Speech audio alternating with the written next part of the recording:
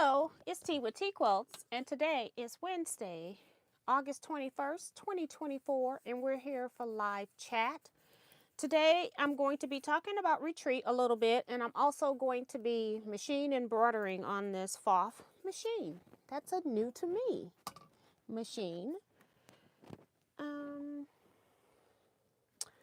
Let's see, I'm just getting it set up now so we can embroider.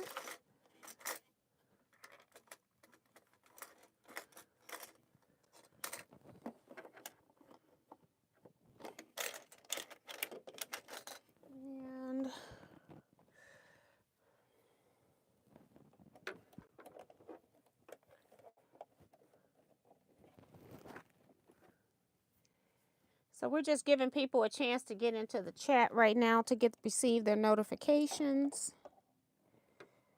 And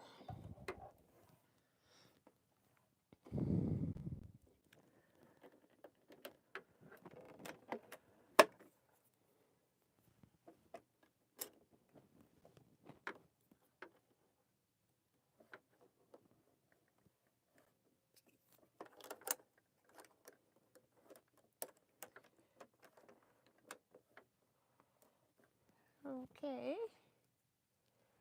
And some thread.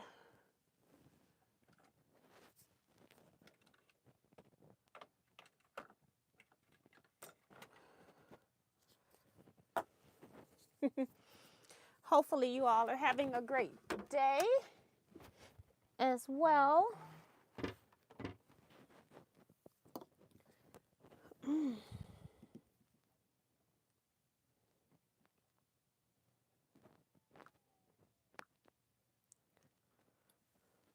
Okay. And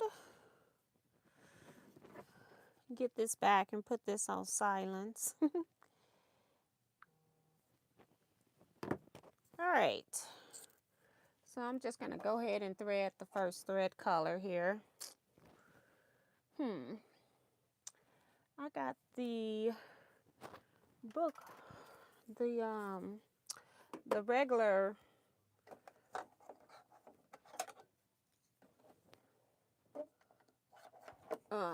sewing container, not the embroidery unit. I got the regular case that slides on the floor. It's too far for me to reach it without bending over and leaving the frame, so I don't need it. So just wanted to put up some spool caps, but we'll do it later. So I'm just gonna run embroidery off of the machine so we can check the status to see how the thread is working. That's what we really are doing.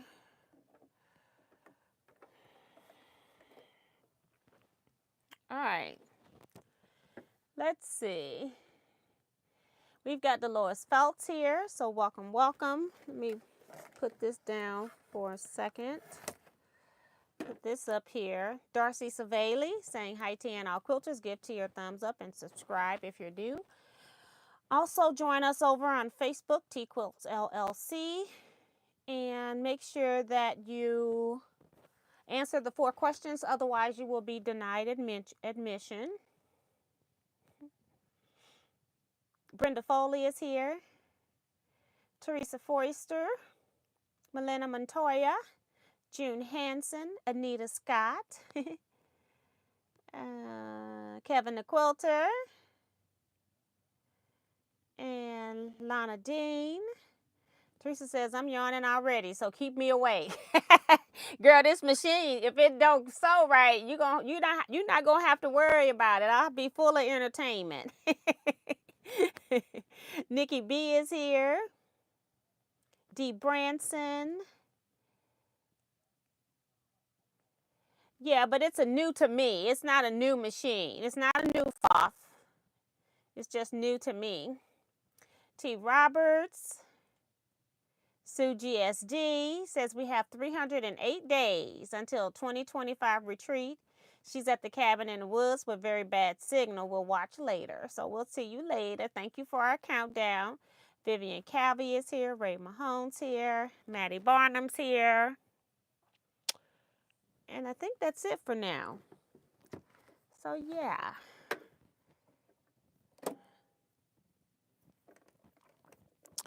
This machine is the noisiest machine I have ever worked with in my life. It's like, I feel like stuff is breaking. It's so noisy. I don't even have anything on here, so I'm going to have to calibrate this arm. So let me do that.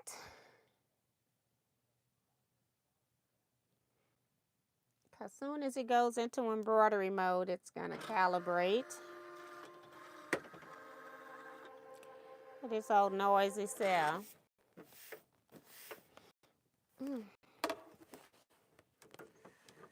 All right. Okay. So I told y'all before that I like the Pfaff hoops. I like the idea of the Pfaff hoop. I've had the part you fold, you kind of like set it, and then you have this hook thing that you can open and close it instead of using the screw thing. I can't tell you how many times I've been working with this machine for the last couple of days trying to, you know, test it for usability. And I think I may have figured it out, although I still need to try to use some Robertson Anton thread as well. So I'm going to be trying to use one of these spools. So maybe I do need my thread cap that I put over here. Does that go in there?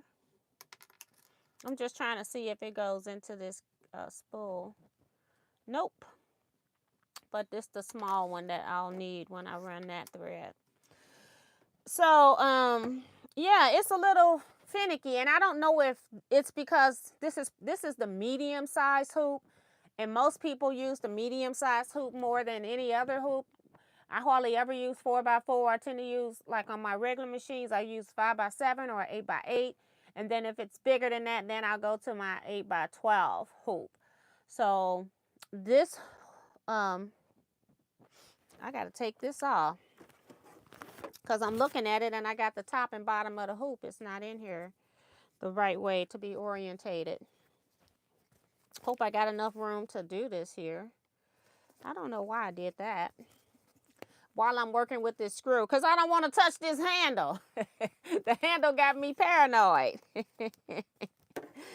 I got the hoop turned wrong. I don't have the bottom at the bottom like it should be. Close it up. Sometimes when I close this hoop, this handle is on here with this little twist screw underneath it. And it's right here. And it comes out of there. And then I have to sit down and, you know, figure out how to put it back on there. I can do it without reading anything and without looking up a YouTube video. It's just weird. So let me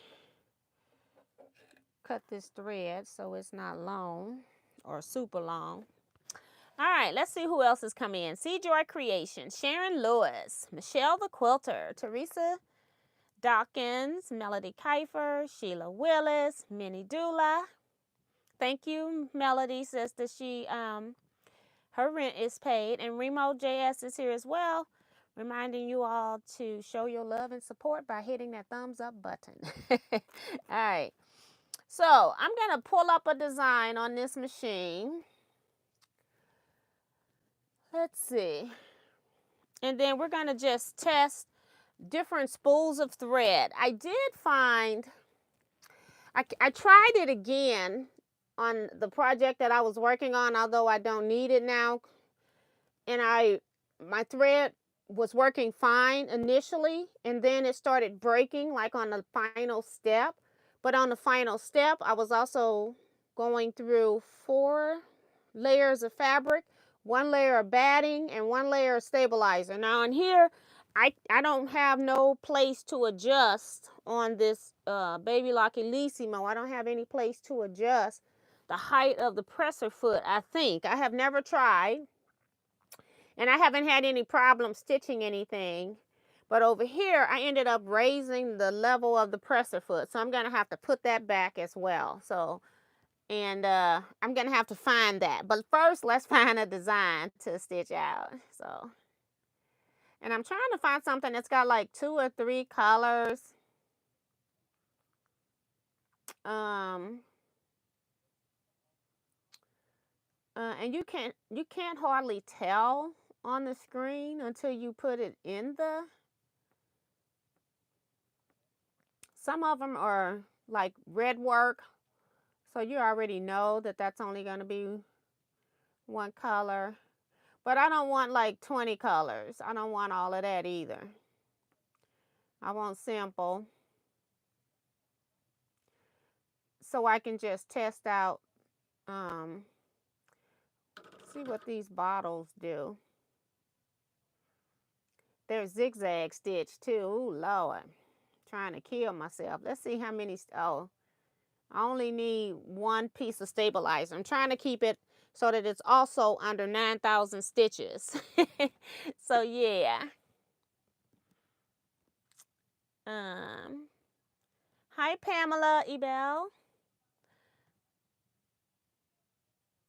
Eric Oda is here. Hey Eric.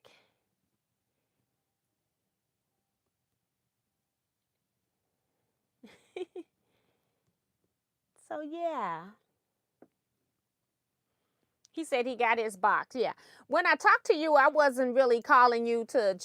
I wasn't ready to mail it. It was already packaged up, but that wasn't the reason I called. So then I forgot.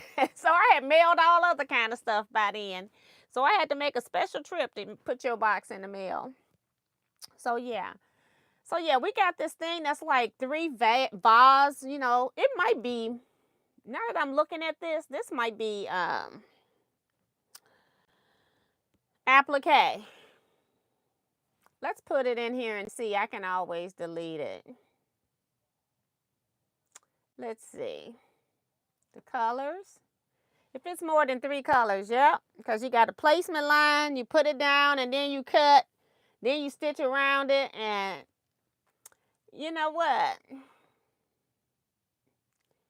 Ain't nobody got time for that.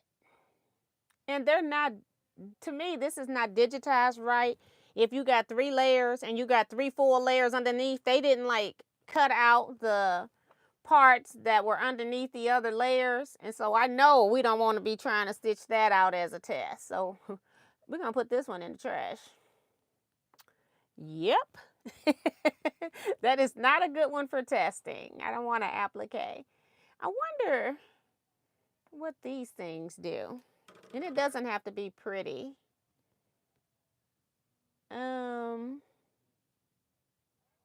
Will that stitch out in this hoop? It says 150 by 150, but I got the 150, 240 by 150.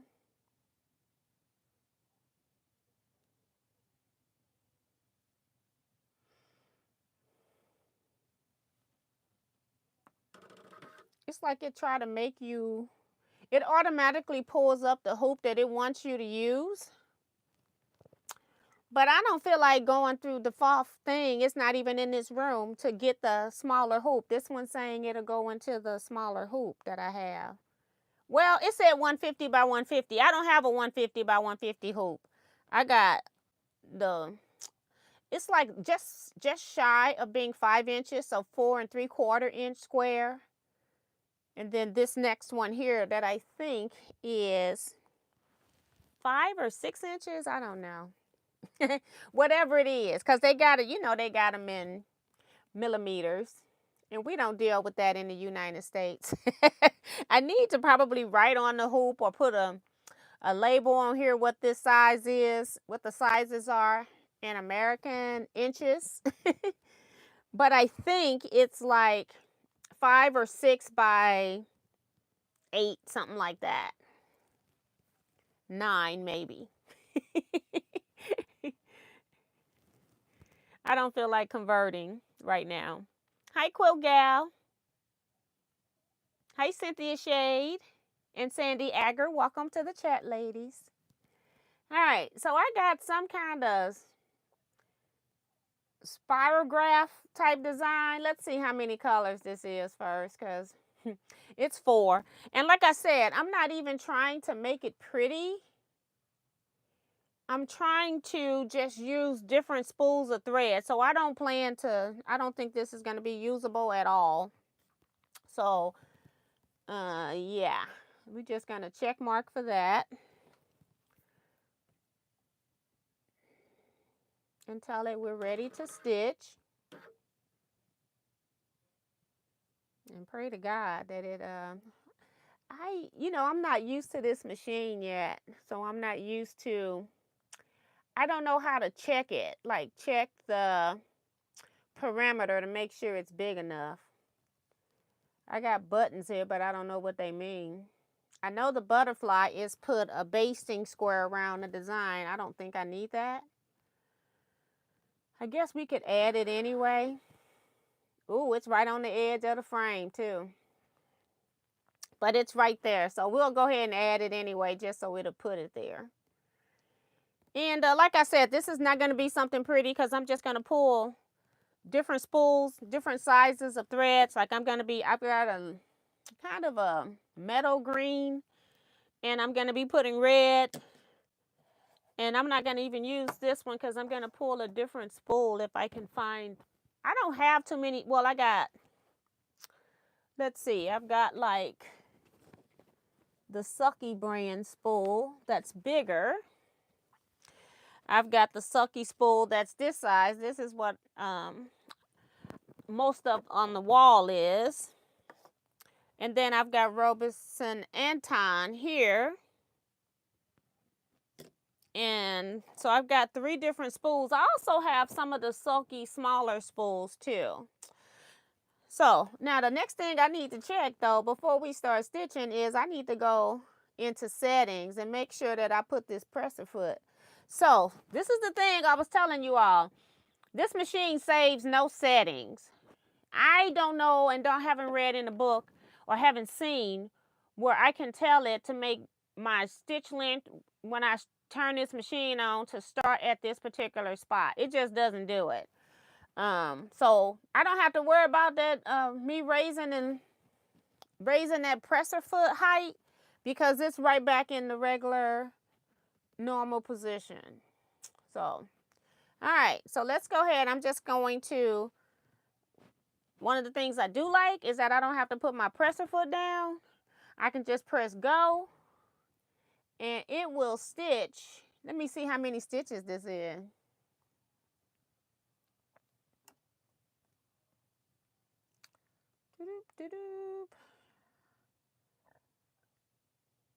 It's only showing, okay.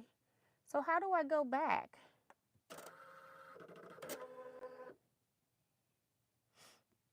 Okay.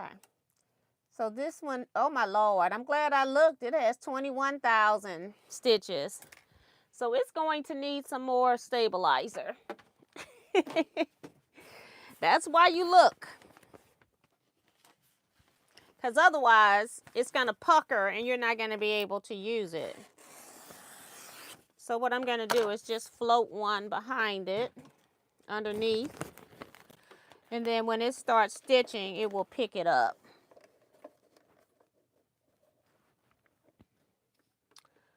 All right.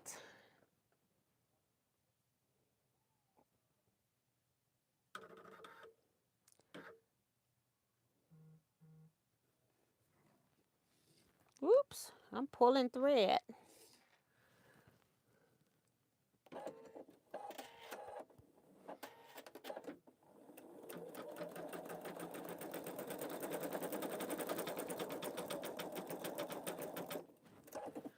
Let me cut this thread. Oops, wrong scissors. These will work.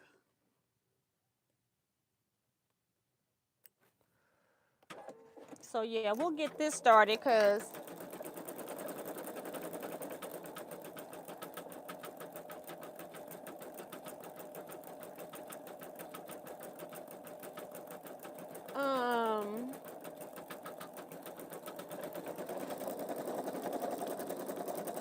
I don't know how long this is gonna take because I've already started it, so I didn't pay attention.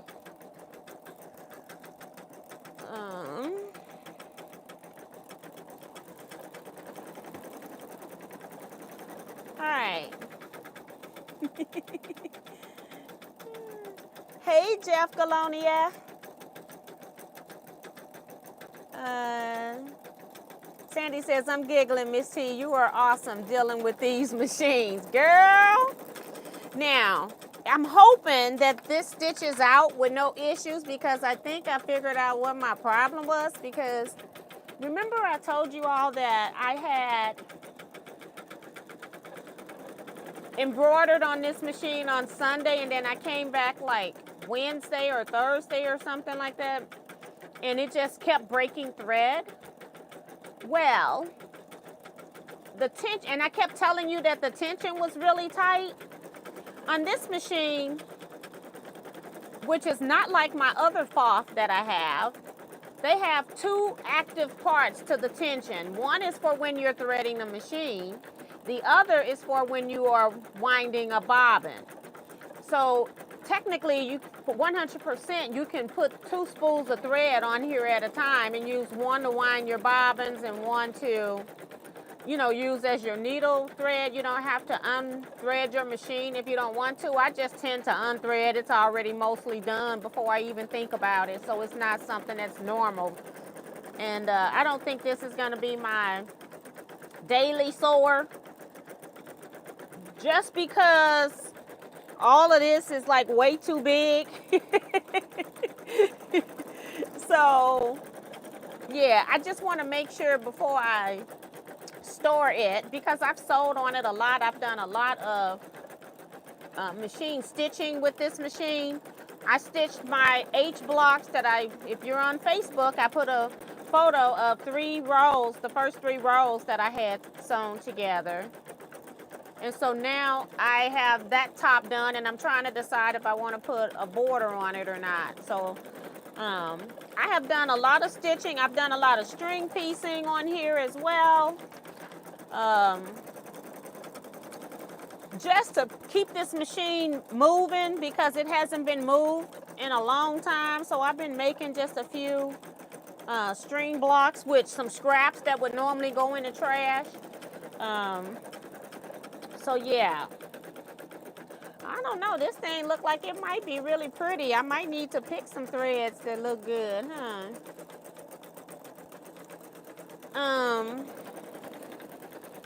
But I need different spool types, so we can't worry about that. We can hopefully still use it. It doesn't have to be very pretty color-wise, but we're gonna use what we got. Hi, Vanessa Brown. So yeah, so I am hoping, because it hasn't broken yet, I would have like within 20 stitches, I would normally have a thread break. So what had happened was I was threading both things through the same thing, and or when I did realize that, I was getting them twisted up, which one was for which. So I think I have that figured out now. And the only time now that it's breaking is when I have a thick surface, like saying I'm doing some kind of in the hoop project where you're putting in different layers of batting and stabilizer and things like that. So I already know when I'm doing things like that, just go over here to old trusty Baby Lock Elissimo. This looked like it's stitching out really good right now with just regular stitching. So I have at least figured out what my issue was. Because I was about to call somebody. I said, girl, before you call, go ahead and get this thing 2 more days. And it's more than a notion when you think, you know, you got stuff figured out and then you realize you don't. And then, like I said, when it was still breaking thread on the last project I did, I realized that raising the foot, but I was on the last step that only had maybe 700 stitches left, and it didn't break the last step 700 stitches, but that's not a whole lot of stitches to say that it's fixed. But I think that that was the problem because I ended up raising that presser foot height. So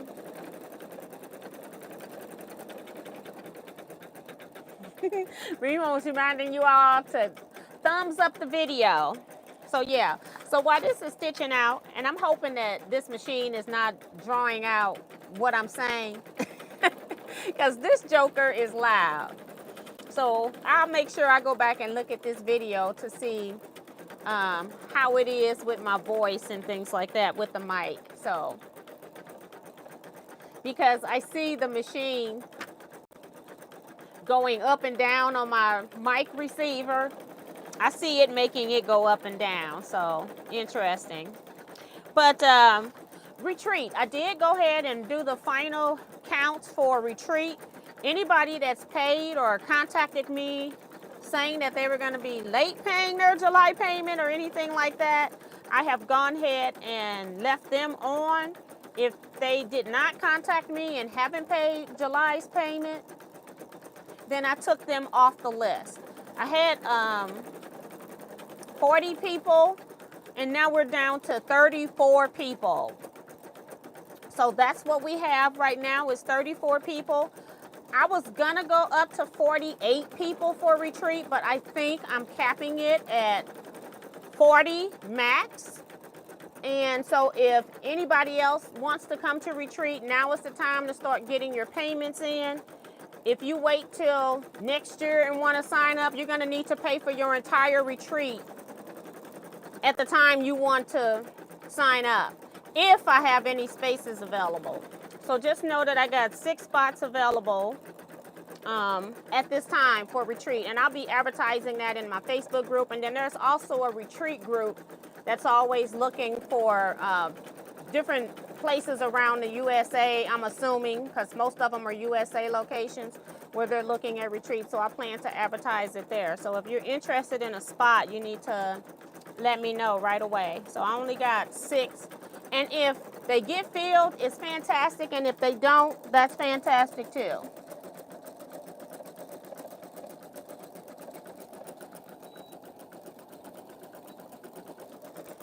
I forgot to cut my fan on.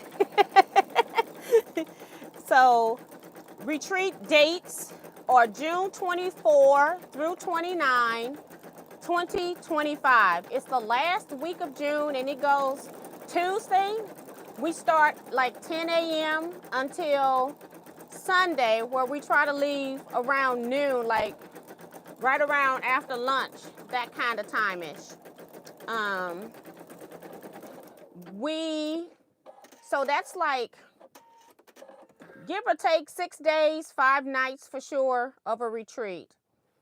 The only thing, one of the things I don't like about the machine embroidery is that it cuts your top thread, but it doesn't cut your bobbin thread. And so the bobbin underneath is just dragging stuff wherever because it doesn't cut. So I have to manually cut that because it doesn't, because I don't want my stuff dragging all over the place.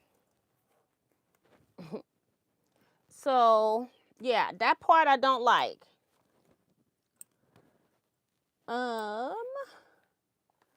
Let's see. It wants another color. So we just used the silky medium spool. So that's the size we just used. We're gonna use red. Robeson Anton, just to, because I'm using different spool types to see how they're working on this machine. So I was using this spool cap, so now I'm gonna go to this spool cap.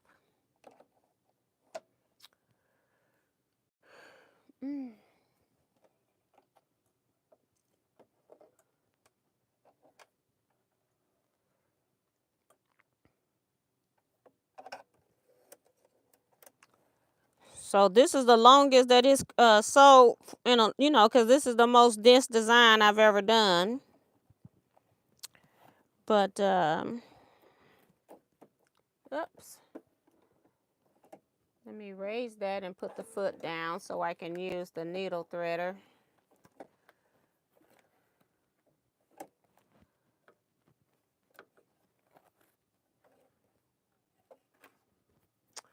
All right, let's just press go. It clears the screen over here instead of having to hit OK. Uh-oh, it came out.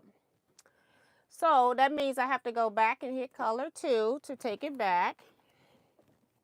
The thread came out. That's why I've been leaving long tails,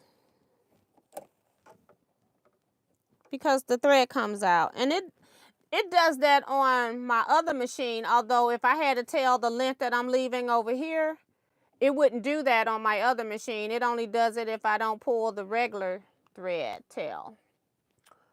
So let's go. We started it back from the beginning of this part.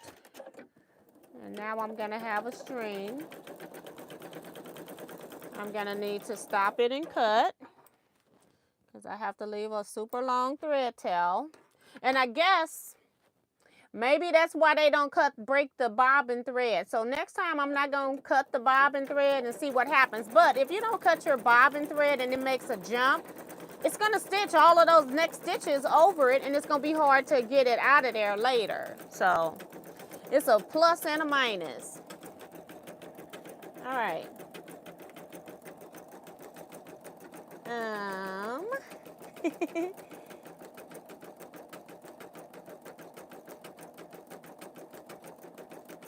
Oh, people, okay, so everybody's saying that they can hear me, so that's good, because to me, sitting right here, this is so loud. Every once in a while, it'll go over a spot, and then I'm thinking, is this thing about to break, explode? I'm like, one of the, you know, at times when I'm sewing, there are times that I appreciate that I wear glasses, because it will protect my eyes. It's like, you know, stuff start flying, needle breaking and stuff like that. It's like, oh no, I need protection. If I didn't wear glasses, with all the things I've experienced with sewing in my life, I think I would put a pair of glasses on to sew anyway. So yeah, so I gave you all the dates. I think I know what our projects are gonna be. I'm looking at 2 projects. But I just need to verify. So I think I know what those projects are going to be. We talked about doing the patchwork skirt. And I talked to somebody else about something that nobody knows about, but everybody can use, especially if you go sew somewhere and you need to take your own supplies. So I think everybody will use that. And even at home, I use it for storage, and I can use more of them. So that's one of the reasons I want to do it as well. So got 2, I think, really good projects, and then I'll probably end up doing a lecture as well. So what else? So I think, oh, we're also going to have the chartered bus, of course. I'm working on where we're going to go with that. Trying to figure that out. I'm trying to get as much of the retreat stuff done ahead of time as I can, because I'm going to be also planning a quilt show next year, and I may not have as much time. So I have, whoever is new, I will be making you a name badge. Your name badge is something that's recyclable every year. You get little stars that you put on it to symbolize how many Teaquilts retreats you have attended. So if your name is different than how you signed up, you need to let me know, because in the next week or so, I'm going to start working on name badges, because that's going to be my next thing, working on the people that have paid and haven't been to retreat. I can read them off. Annette, Becky, Brenda, Sean, Darcy, Donette, Deborah, and then Deborah, Denise, Edna, Holly. Oh, I got a lot of badges to make. Ingrid. Oh my goodness, I got to put a number count out here. Lizette, Marianne, Patrice, Rose, Sandy, and Vanessa. So let me put a little check mark by those so I know, oh Lord, that's a lot. Let me just put a number. I'm going to count them as I mark them, put a number by them. That's a lot.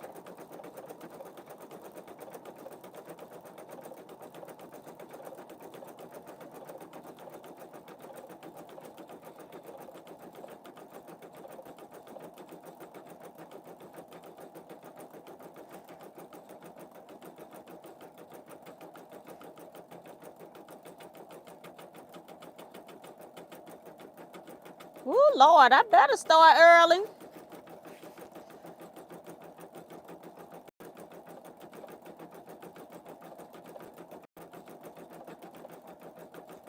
I got 18 badges to make, y'all. That's amazing. Remember that this retreat, what had happened, the reason why we're doing retreats every year is I used to do retreats every 2 years. But in 2022, I asked, how many of you all are going to come to retreat in 2024? Almost everybody in the room said they were coming back. I think it was like 2 or 3 people, I can't for sure remember, said that they were coming back. And I'm like, okay, so that means nobody else can attend retreat.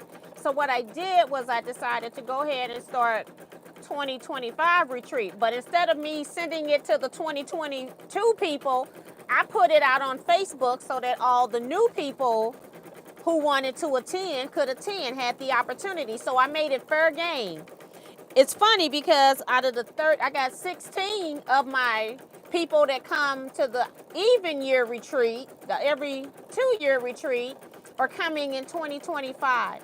So I'm really pleasantly surprised and glad about that. And I had some other ones scheduled, but things have come up that they can't attend. At least 2. Let me see.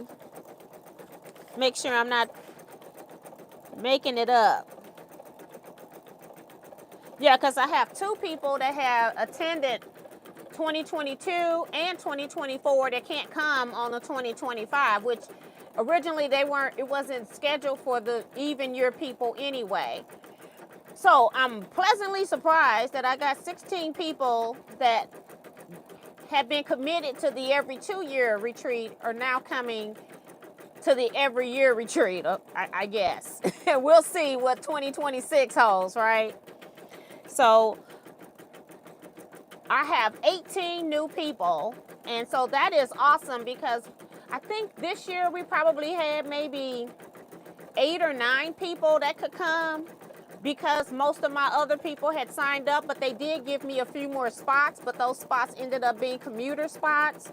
So that also meant that people had to have somewhere to stay, or it had to be somebody local that could go home because I didn't have any beds for you.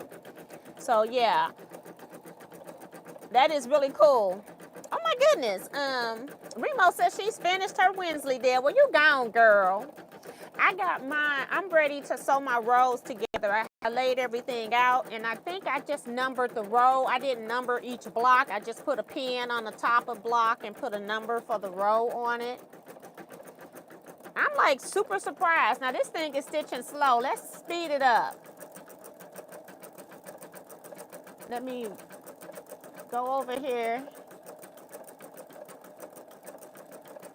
Press the button. It's stitching at medium speed, which is what it comes in as. And I'm going to take it to 3/4.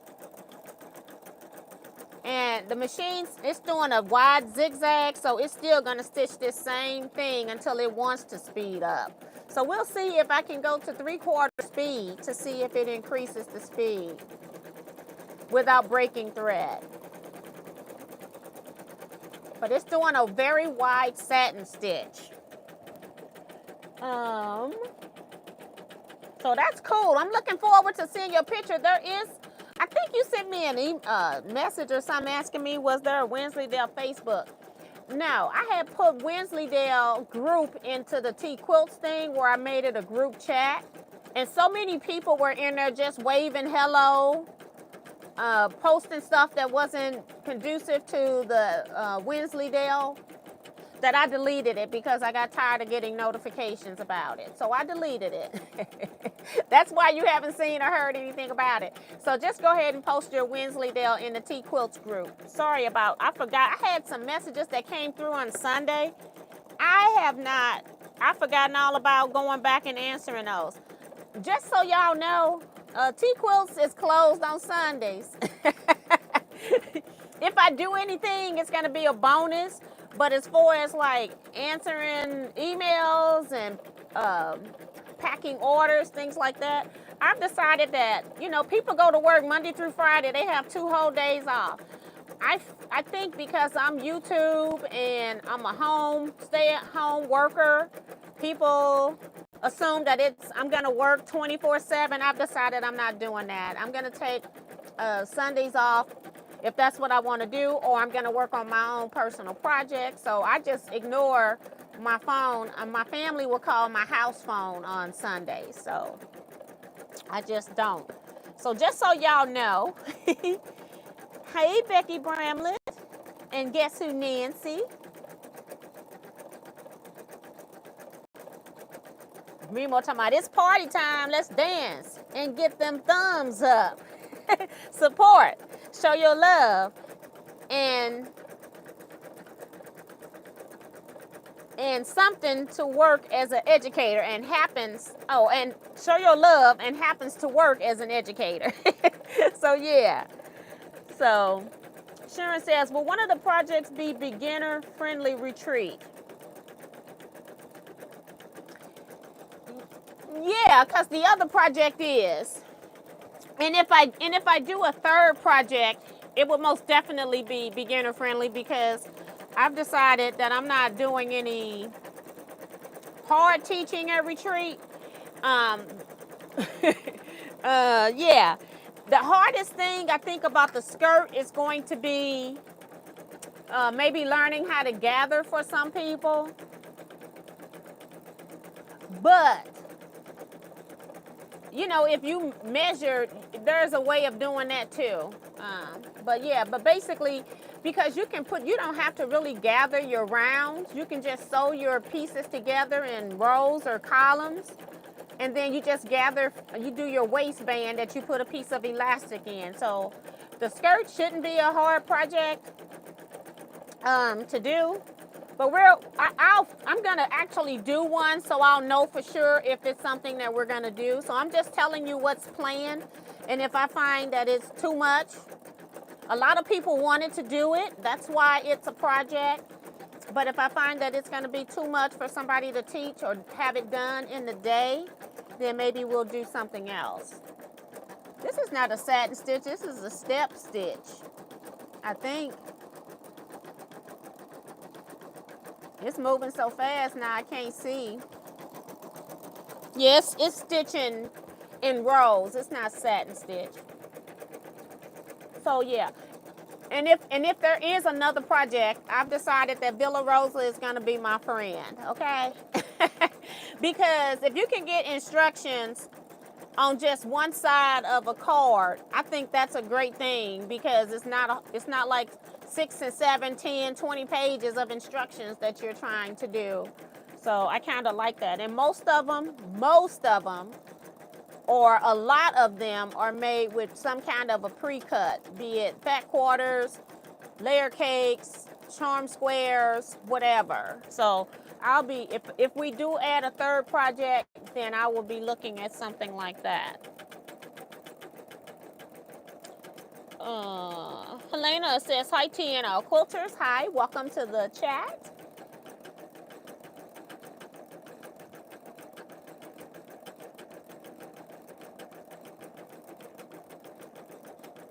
Carissa Reninger is here, saying hello.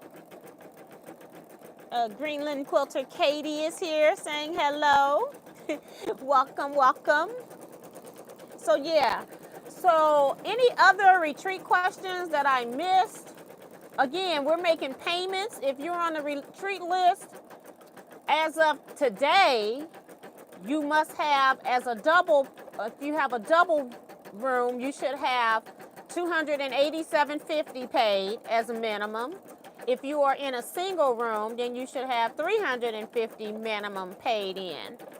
And Sheila, while you here, you didn't even have to make a payment, so you can almost skip a payment or pay yours off next month, I think. So, but you'll be seeing it. Because I'm having email issues, what I'm doing, instead of sending you payments, like she's already paid her August payment for the month, what I'm doing is I'm making like a little chart to show what everybody has paid and what you owe. Your payment for the month of August, and then what you owe, your remaining balance. So that's why you haven't gotten separate emails, because since I'm having difficulty with sending emails, I'm trying to group everything into one so that it all goes out at the same time. So I've got about 5 or 6 people that have already made their payments for August. Sharon says, I love Villa Rosa patterns. Right, absolutely. Diane Sozio, I think that's how you pronounce it, says Bonnie Hunter patterns are an encyclopedia. She's so funny. What I don't think her regular pattern is. You might can get her regular patterns done in about 6 to 10 pages. But if you're in her sew along, Bonnie is long-winded. And then she's also educating you, because she mostly does sew-alongs from a place that she's visited during the year. And so she's also pulling colors from that. She's telling you where those colors come from. So, and then she's also telling you about all the different tools she's gonna be, that you can use, that you can purchase, and things like that. So it's a little bit different when you're doing a sew-along. You won't get all of those pages when she puts that pattern into her book. That's why it's free. You're kind of like pattern testers for real. That's what you are, as a pattern tester. So just know, when you get something for free, you're not obligated to get a correct pattern. You're there to help that designer out. So, but yeah, so she's explaining a lot more. Oh my goodness, Carissa, talking about she checking in from the sleep center. Girl. No, that's hilarious. So yeah. So I think I've mentioned everything. For people that haven't been here, we have a chartered bus shop hop that takes us out of the St. Louis metropolitan area. That means that we're traveling on the road. It might be 2 hours, 3 hours before we get to our first quilt shop. We also have another day of shop hopping that we do the local quilt shops. So therefore, you don't have to worry about trying to get to and from those places. If you are flying in, coming in on a train or a bus, and you don't want to bring your sewing machines, I do have sewing machines for rent. That's why I bought this Pfaff. It's going to be another machine that's going into the for rent at retreat pieces. I also bought it because I wanted a backup to this embroidery machine, the Elissimo, because no more parts are being made. So you can only, if you need a part that's already been produced and out in the market, somebody's got it, you can find it on eBay or something like that, then this machine can be fixed. If it ever comes a point where I can't find a part, this machine is just gonna die. It's little death. And so I wanted to make sure that I had a machine that's easier to machine embroider on than the Bernina. This is. However, there's some things I don't like about it, like it trailing my bobbin thread around everywhere. I don't like that. And then when I cut it, the thread comes out of the needle because I cut the bobbin thread. So, you know, you got pros and cons to every machine that you have. And so, it's stitching really pretty. It's just when I turn it to the back, it's going to have all these jagged things, especially when I was doing my in the hoop project. Them strings was going every which way. And I had to cut all of those out because it was an in the hoop project and I needed that backside to show. So I needed to cut all of those. So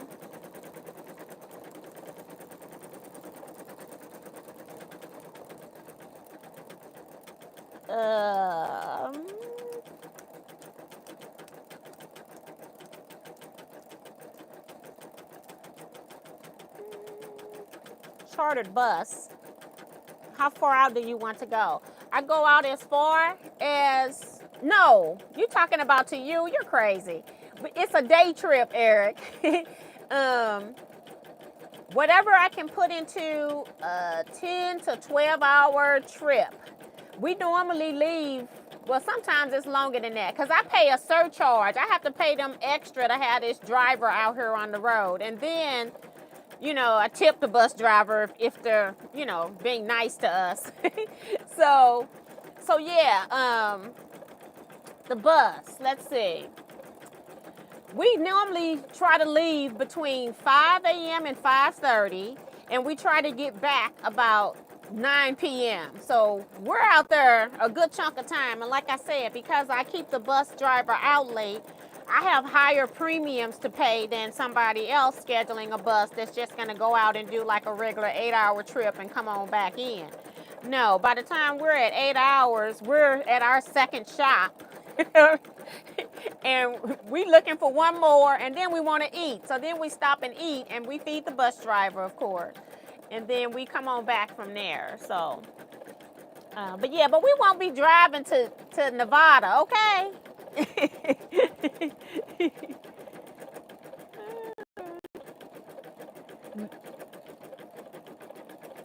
So yeah. Hi, Christina. Welcome to the chat. So yeah, this thread's almost done.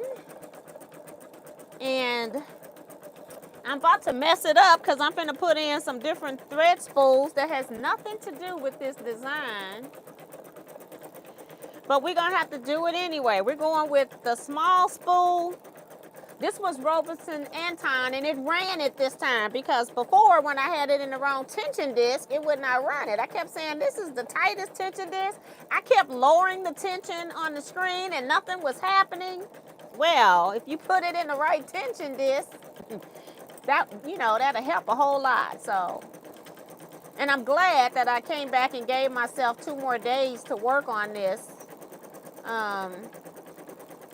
Because I was about to take it into this guy that's the Pfaff specialist in Missouri. He's actually about an hour, a little over an hour away from me. So, so it's not about to stop. It's got to do some more. I think it's doing satin stitch. Now, I don't know if it's doing satin or step satin, okay? But it's doing something, and it's not breaking thread, so I'm happy. Eric, we need a plane to get to you. Hi, Ken's World of Crafting. Welcome, welcome. For people that don't know, I'm sewing on the Pfaff Creative Vision 5.0. It also has on the underside label P80, because sometimes I'll see YouTubers. It's only like maybe 3 or 4 people that have done any videos on this. And you've got the P80, and then you've got Pfaff Creative Vision 5.0. And then some people also call it 5.5 because they were having issues with thread breakage, and apparently there was some update that was done to the machine to make it a 5.5. I don't know what that update is. Like, it wasn't any additional parts because I got all the parts to this machine. I couldn't believe that I bought a used machine, and every foot, even the thread cutter, the brush you clean your bobbin area out, the screwdrivers, everything that's in the book is in here. So I just can't believe that it has the 5.5 upgrade to it. I just don't see that happening. Now, I don't know what that entails to know if there should be an extra part out somewhere or not. I was just shocked. Because I thought normally when I buy a used machine, I get the book. I have to mostly download the book. No, I got the original manual. And after I download the book, the first thing I do is check the feet to make sure that I have all the feet that are or the items that are included in the machine. Sometimes I can buy stuff, sometimes I can't. Everything that's listed in that book is in here. The only thing that I purchased that did not come with the machine was a 1/4-inch foot, and that's so that I could do my piecing, and then it'll also make it easier for whoever is using the machine at retreat. so that it's you know, you've got a 1/4 inch foot. I try to have a 1/4 inch foot for all of my machines. I'm gonna have to check into my other Pfaff because I didn't buy a 1/4 inch machine for that foot because I could move my needle over. And so that's what I have been using, was moving my needle over. And so I didn't use buy a 1/4 inch foot, but I'll get a 1/4 inch foot for my other Pfaff.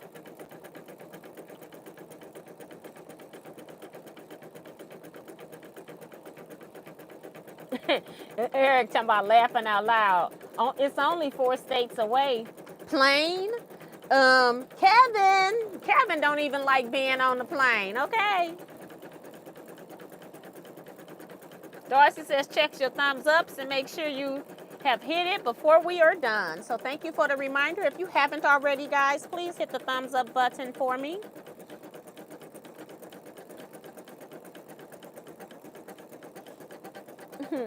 I think we're almost done now.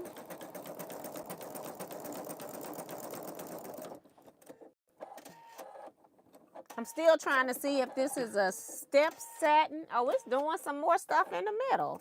It just like this one color. This is the biggest part of the design. Let's see. No, it's not. They all about 2,500 stitches each color, give or take. I could have possibly put another layer of interspacing underneath, but I didn't think we were going to be stitching this long, so.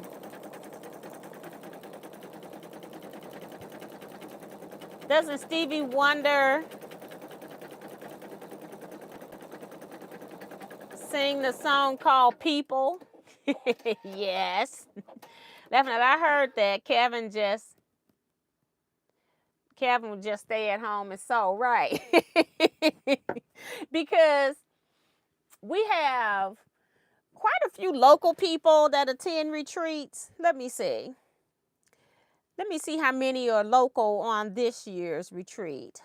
1, 2, 3.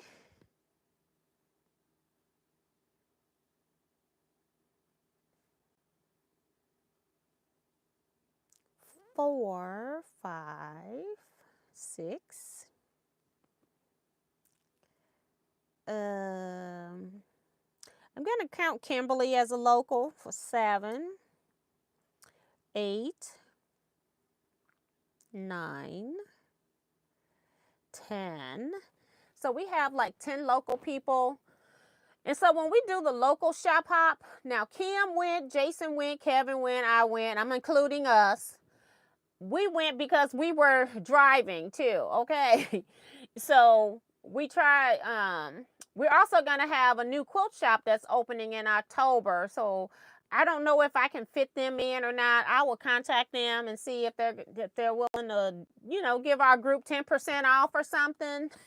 It may not happen because it's a new quilt shop that's also part of a franchise. So they've got bills they've got to pay. They've got new rent they're trying to pay.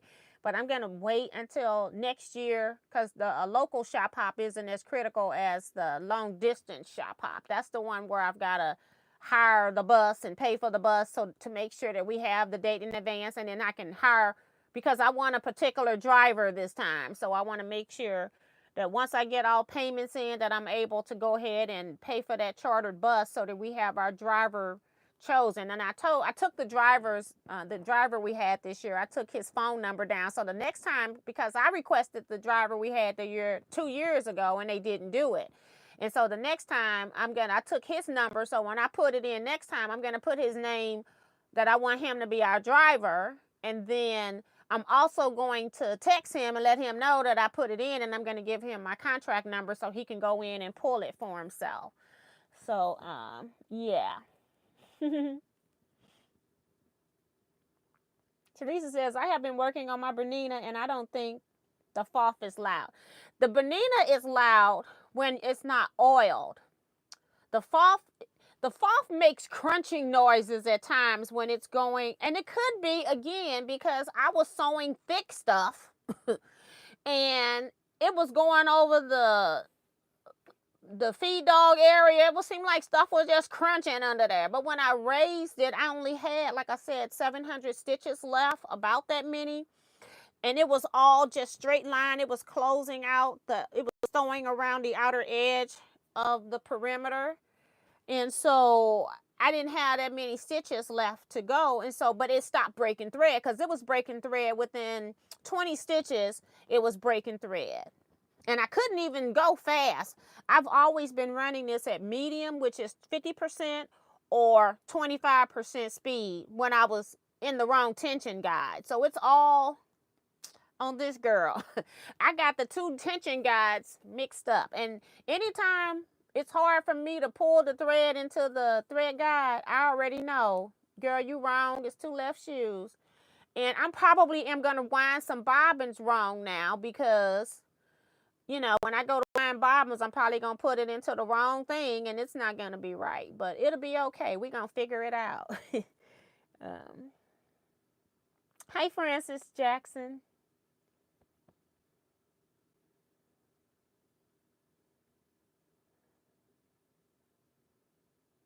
OMG, I just watched him sing his song. He didn't look like Stevie, but he moved and sounded like Stevie. Miss T, I will be doing extensive research for the long distance shop hop. Can't wait to share the info with you all. So yeah.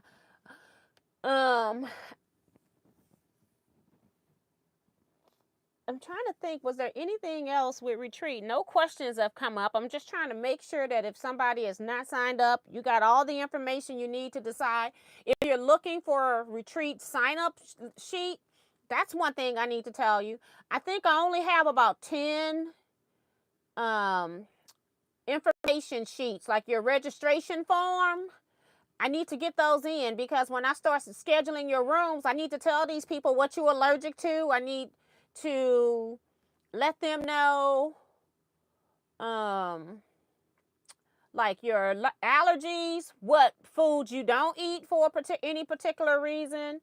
They just need to know. I need to know, like, if you're not eating something because you just don't, you don't eat it because of religious beliefs or because you don't like it, that's fine.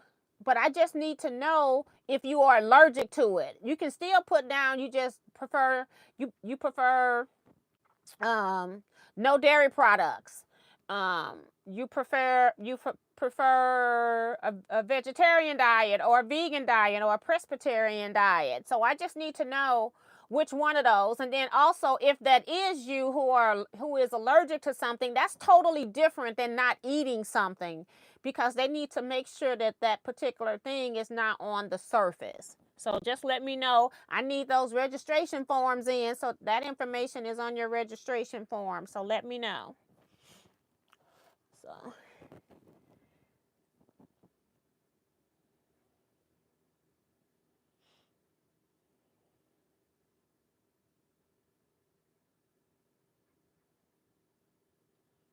Eric is asking if anybody is going to Houston this year. I want to go.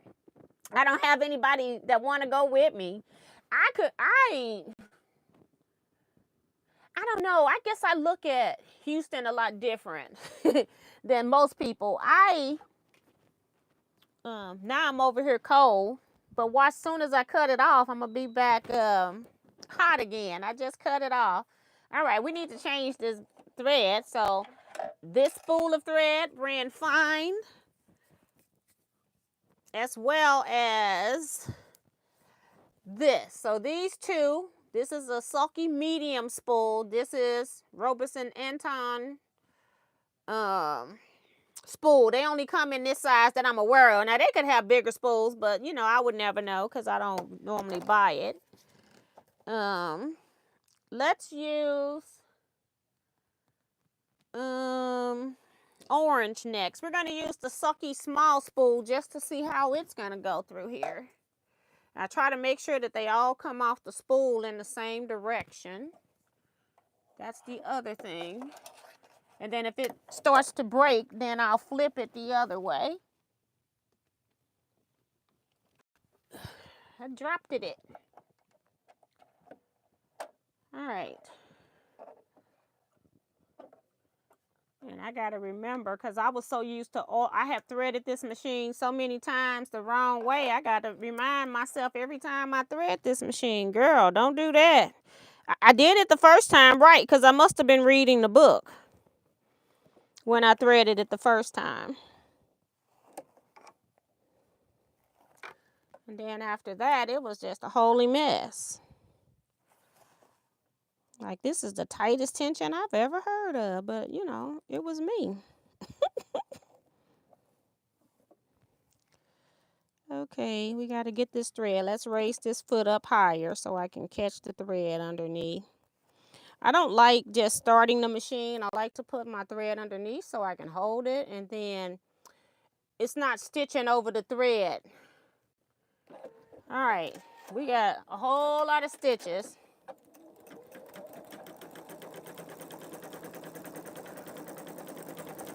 This still might be cute if the purple don't mess it up. I'm using a large silky thread. It might be cute if the purple don't mess it up. We'll see.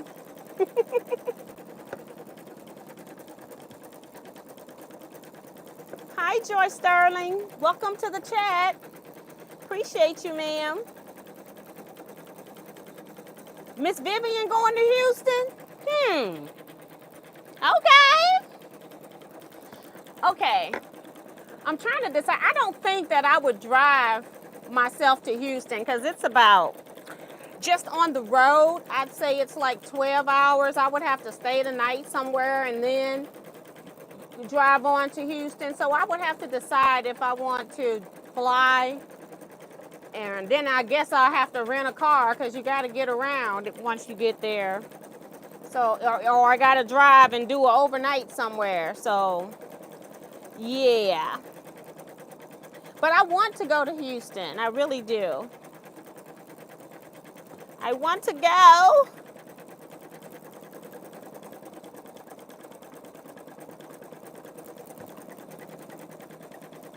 It's 8:06. Good Lord, this thing is long. It's only telling me about this one color. It's not telling me about everything.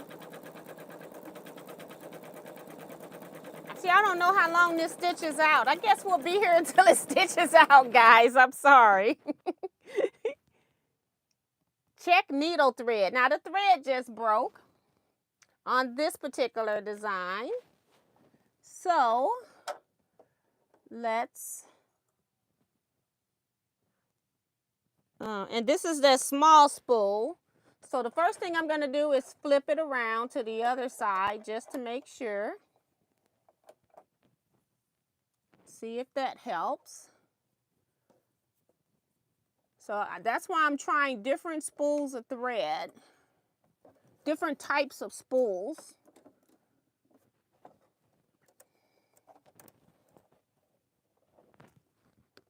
Make sure I went into the right place. Yep. It's becoming automatic now. Okay. And then anytime the thread break, I don't know how many stitches it took. I just back up at least 10. Push you up a little. So, and I was working with a smaller spool, but I was still on that in the hoop project when it was breaking before. So I have since stopped buying those small spools. I don't buy them anymore, but I got a whole lot of them because they used to come in these, you know, you could store them in these cases. And I got a whole lot of this thread, and I just replenish up there when I get out of a particular color, trying to use all of that. And then I'll be getting rid of that case. I've been giving them to my friend. But I don't want to use those smaller spools anymore.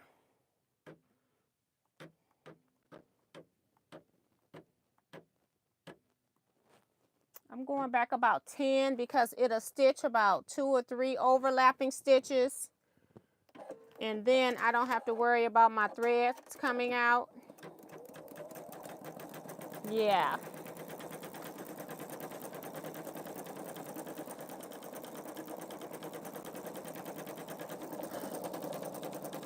And then if it breaks again, I know it just don't like these little small spools. We'll put in a, might not be the same color orange, but we'll put something else in and go from there. But they got some, this is a pretty cool design. It's like a spirograph. You all haven't seen it yet. I haven't taken it out.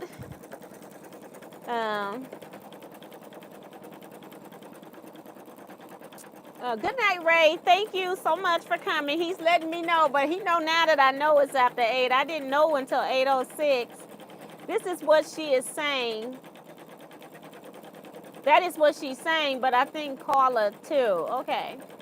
Eric says he's on the fence. Last year wasn't as good as before. And then he's asking, is anyone going to QuiltCon next year? Is that in LA next year? Because I want to go back there too. I had so much fun with Joe Carmel and them in San Diego. Now I'm like, okay, I guess I got to go to LA. You know, when you go to California, it's so big. It's like you can't just, you can say I've been to California and check the whole state off, but you almost need to go south, in the middle, and up north, because I didn't even know up north. I wasn't thinking that how close it was to Vancouver, but Vancouver doesn't get a whole lot of snow, but there is snow in Northern California, and I wasn't even thinking of that. Everybody think of California, and we think of beaches and bathing suits. So that's funny.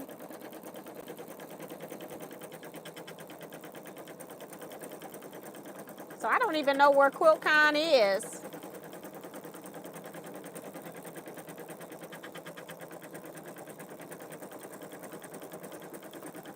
I was hoping it would have been someplace, see, you got that crunching noise again. I was hoping it would have been someplace close to St. Louis. Atlanta was like an 8-hour drive. It wasn't bad. Oh, it's in Phoenix. Okay, so I forgot about Phoenix, because then it'll go from Phoenix to LA, California after that, I guess, or Arizona. See, why are you doing this? Why do I have...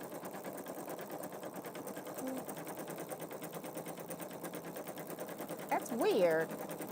Maybe that's where it's going to cross back through on the way back on the other side. Got this weird looking line.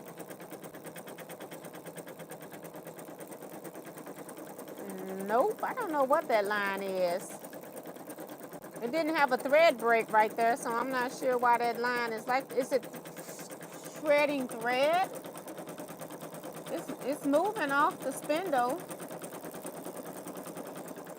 Y'all, this is only color number 3 or 4, so we're gonna be a minute if y'all want to see this.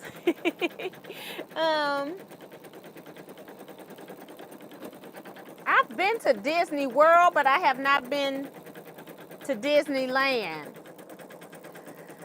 I don't even know if I want to do anything Disney as high as they cost right now. It was enough when I took my daughter, my stepdaughter. It was me, my husband, my mom, and then the 2 kids. And it was expensive then. Yeah, it did go over that line. Yeah. Shredding thread. We'll cut this. O M to the G. You about to make me move back. So it's about 3/4 of the way done. So I'm gonna have to deal with this thread because it's almost done. Okay.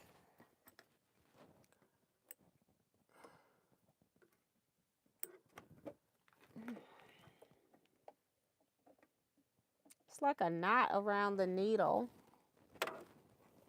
It just knotted itself right around the needle.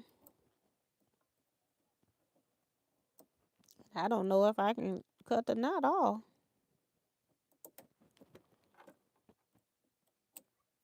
So it didn't do this the entire time. Where it broke, it had just come off the top of the satin stitches, but it had been stitching everywhere else.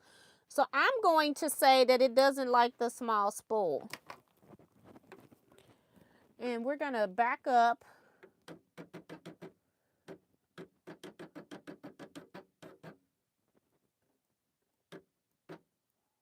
to about right there. Okay, we're going to raise this up and put the presser foot down. We're on the side of the hoop. We need a little bit more space. It's kind of tight when your thread breaks over on the left side.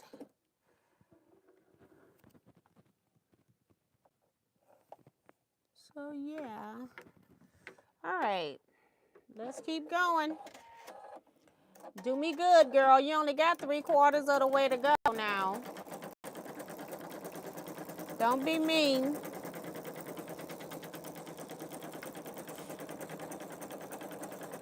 It's got like 2 more flower petals to do spiral sewing around. But it just makes crunchy noises. I don't like how it sounds. No point for me to go to Disney. Last time paid $100 and was too big for any other rides. Oh my goodness, it's doing it again.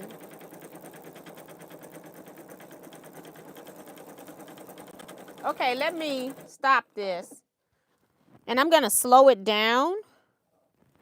Let me cut, because I can see it shredding again. So let's slow it down.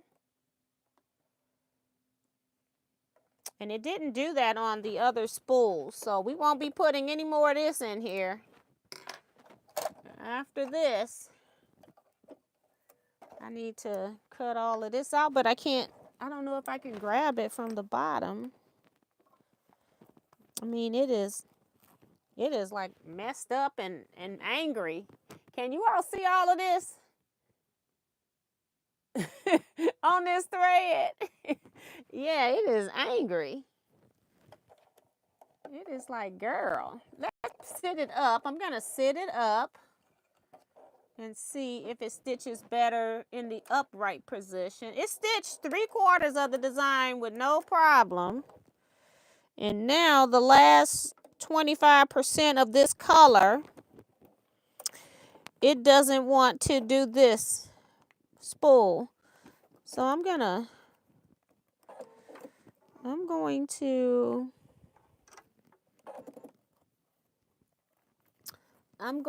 to keep it upright this time. I don't think you can see the thread spindle. It's right here. So you can see it. I can see it on my screen. Yeah. So let me pause this because I didn't know I was still running myself on my one to just read the messages.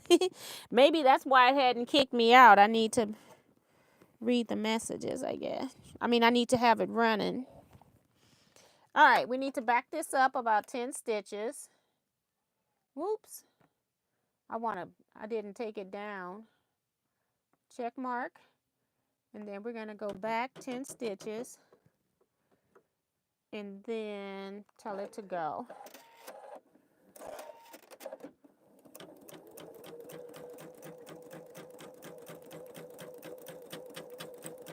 And we'll run it slow this time. And let's see if it's going to...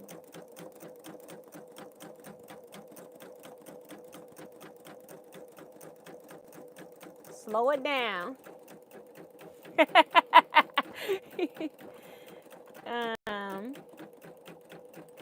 Eric talking about, ooh, girl, that machine not happy. You got that right. So with a small spool, it do not like. And this is not sucky. This is Gutermann. I didn't know that. This is Gutermann thread. It's Decor. Viscose. VIS. Gotta wait for it to roll around. VISOCOSE. I don't know what that is. Hold on. VISCOSE. Viscose thread. I don't know what that means.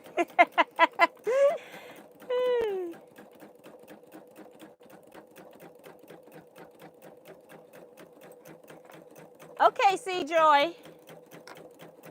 I'm looking forward to QuiltCon in 2026 when it returns to Raleigh. Yeah, I need to. It's going there that fast. It's going to miss the other ones. That's weird. It didn't go back to LA or Georgia.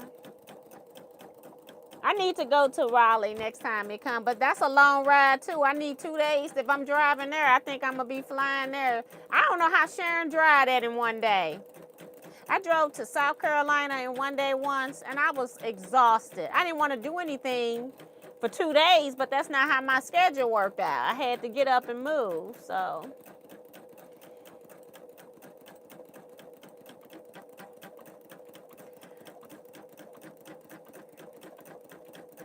I drove to South Carolina one time and swore I'd never go there again. I haven't been there again. I did, I visited South Charleston, but then we also went to Myrtle Beach. And then I've been to North Carolina once. I can't remember what part I went to. I'm blocking right now. So slowing it, I stood it up and slowed it down. I don't know if I needed to still slow it down, but it's stitched out now. You know, it's maybe certain spools, it just prefer it upright. All right. That's the end of that. I thought this was sucky thread. This is Gutermann thread.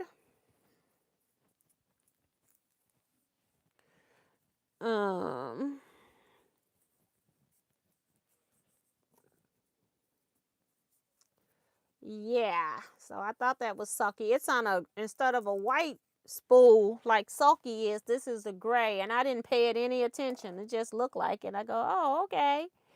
All right, this might be the color that mess it all up. It doesn't, like on this, on my screen, it tells me it shows me what's going to be stitched with each color. This doesn't do that. You just got to look at the color. So purple, it's going to be on top of the red. Satin stitches. Okay. I don't know which way we going, which way is better. But let's put it on here. We'll take it and slide it down. Put this back on. I don't know where my medium cap is. It's over there. I can get to it. It's just that you know, it's over there. It's right there on the floor. I got it, but it's on the edge of my walkway. Okay, we'll see.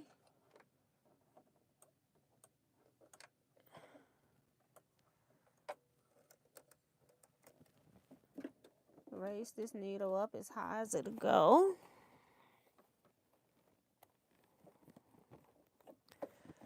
We're different. We're using a sulky large spool now. And we are going to put this underneath because it does not cut the thread. And we are going to tell it we're ready to go. It's saying it's only got 1,200 stitches, 1,300 stitches. They're making a little beady balls. Ugh, you don't want to.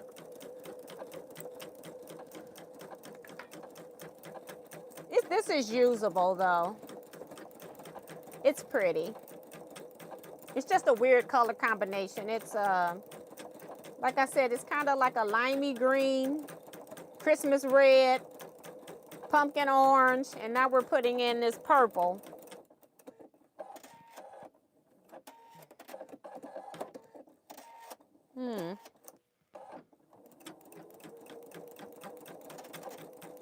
Whoa. See, it's stitching over that bobbin thread. I don't think it likes it.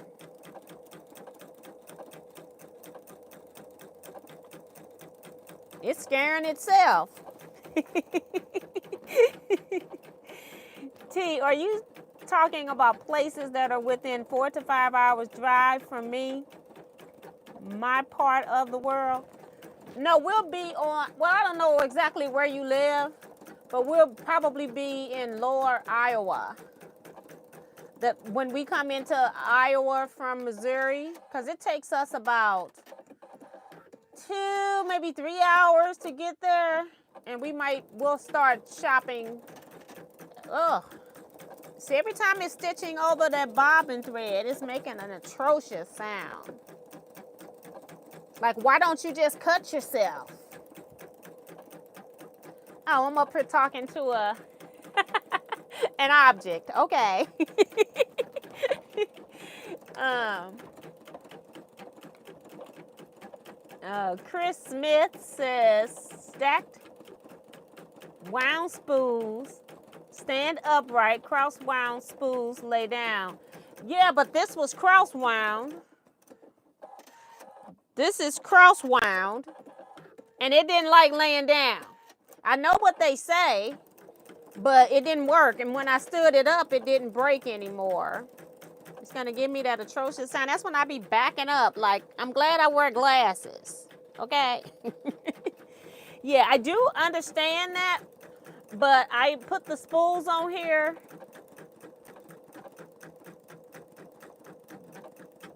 And I wonder what the book recommends. But they recommend Robeson Anton thread. Let's see. It's cross round too. Let me see if they say anything about the red. Let's look in the back. The book's right here. It'll take my mind off of all of this noise going on with it. Oh my God.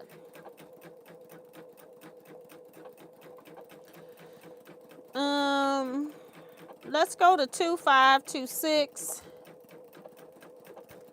and see if it's in there. Because it's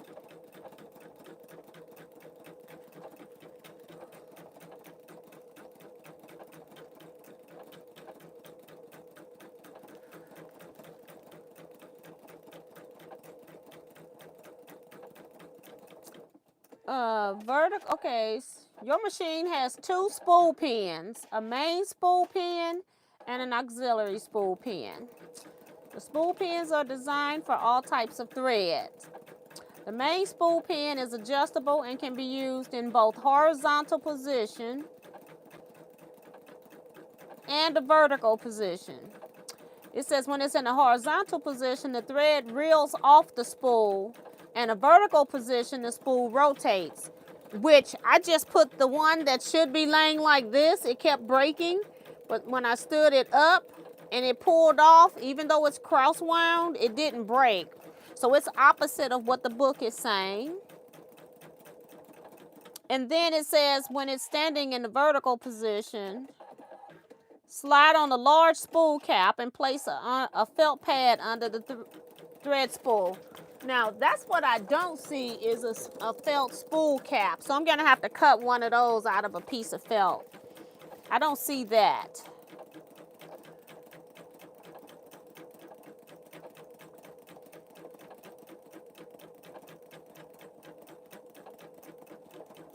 And that's the one that comes off when it's straight wound.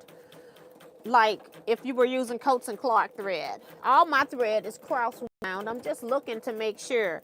So my thread should be laying down, but that small spool is just, I don't think this machine wants to use the small spool. And in the picture, they got the straight wound laying down horizontally anyway. It's weird, but that's what they got. We're on the last part. We're about to end. Yay, yay, yay. Got about 20 stitches. No, make that 90 stitches. I was 100 off. Nancy says, we talk to our machines also. Awesome. Good night, Sharon. And thank you, Chris, because I do appreciate the help because, like I said, I was over here, I didn't realize I had mixed up the 2 bobbin things, doing the opposite of what I should have been doing. Uh-oh, it broke the thread, didn't it? Oh, it just went back to the center. It's done. I thought it was going to put something in the middle. Yes, you can clear this embroidery screen because we are done with you. I'm going to take this off and I'm going to show you the back of this. It does cut the thread at the end. It's not too bad with machine embroidery because it didn't have as many jump stitches. But even just jumping back to the center, I got the bobbin thread. You can't even see it for real. But it over here on this side over here, that's where I had that thread break. And I didn't pull it off to clean up the back or anything. So this is just a piece of interfacing that I floated underneath to have another piece. But there are a few things I need to trim off of here because I just don't like leaving, especially under white fabric. You don't want to leave all of the jump stitches. There's a lot of them too. You just can't see them. But I don't like leaving the jump stitches underneath. I don't know why it doesn't cut the bobbin thread when it changes, asks for a color change. So that's different for me. And like I said, anything that you're doing in the hoop, you're going to have to definitely trim. I don't have to trim this, but since I'm on a light background, I'm going to trim it just so that I don't see the jump stitches from the front. But let me get this done and then I'll show you the front. You have to start with the back.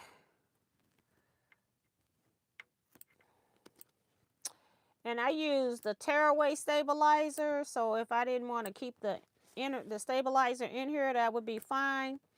What I might do with this is just use this as a label because I don't have anything to use this for. So I might just use this as a label.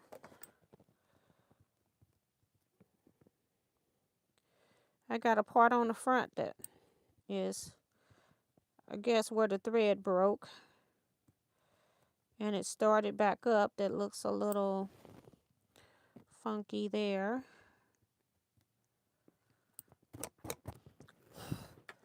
Y'all already know how I am about threads, right? I like to cut them.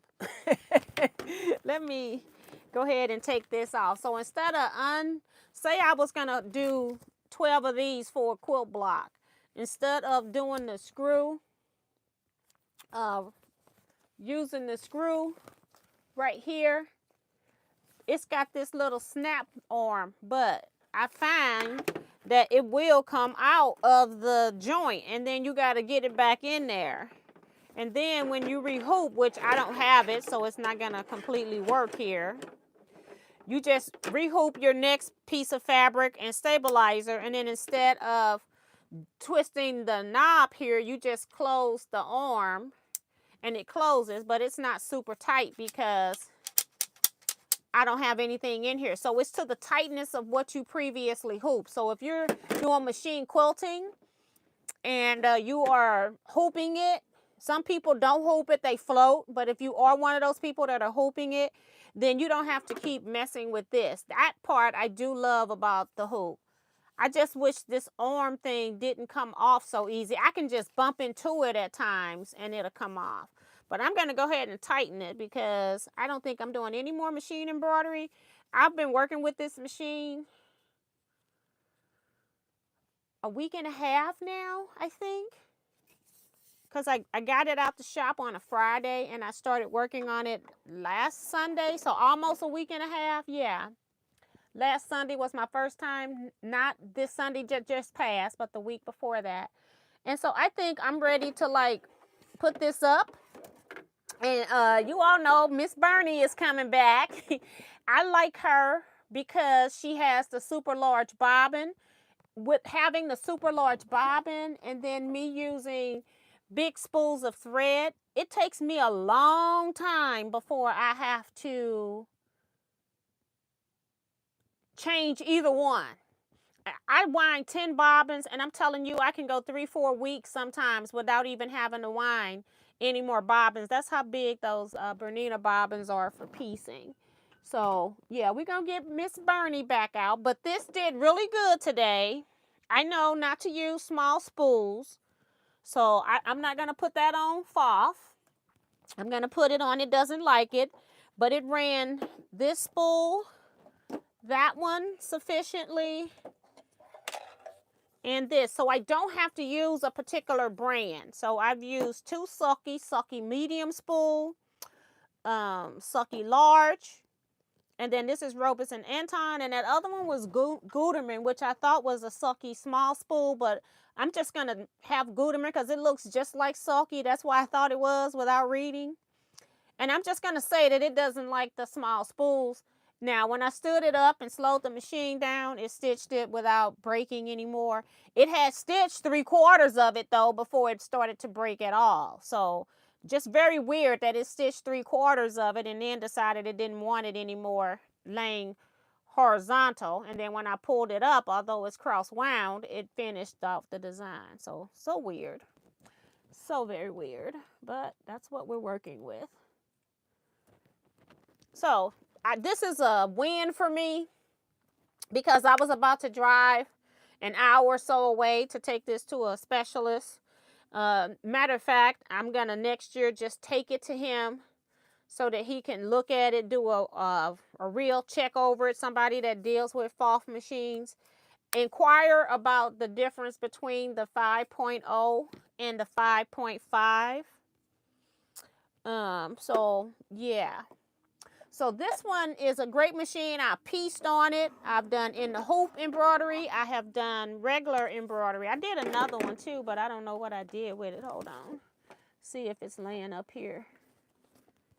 Yeah, it's laying up here. I did another one. And then after I did this, I went back to the hoop machine embroidery, and that's where it continued to break threads. And this is a design that's also inside the unit. And then this design, I don't know if I ever showed it. Let me hold it up here without it being folded down. But yeah, so these are the two embroidery designs out of the machine that I ran just for test purposes. And I'll probably, like I said, use these for some labels because or you can use them like on bags or things like that. But I know if I am going to have them, I need to make sure that I'm using them right away instead of just holding on to them, because otherwise they just be hanging around here forever and they'll just be some blocks I machine embroidered for no reason. So I either need to get them into a bag project or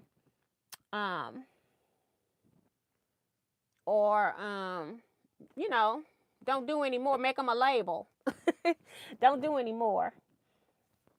People saying that it's pretty. Good night. Hi, Paula.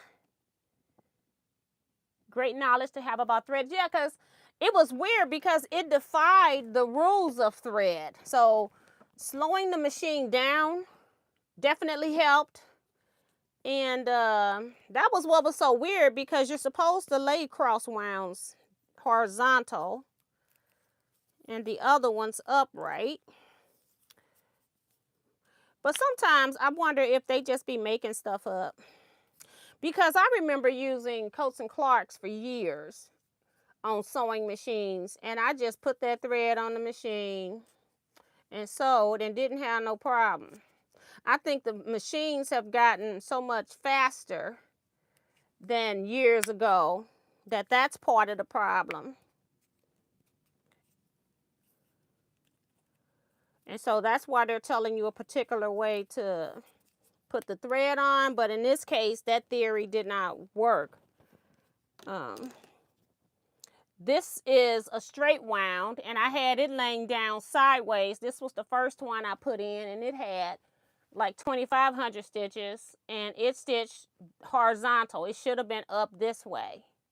But I put everything in, and then if it didn't work, I flipped it around, and then if it didn't work, then I stood it up. So I did 3 things with each, you know, if it broke. This stitched fine laying down. I prefer my thread to be on my spindle this way. At one point, we didn't even, if you wanted thread upright, you had to use your twin needle spool to have your thread sitting upright. So Yeah, it's just weird. Because even on my Bernina, all the stuff is this way unless you buy a thread thing, a thread stand, and have it going this way. So I just don't know. I just think, yeah, the rationale and theory is all good, but I think sometimes it works and sometimes it doesn't.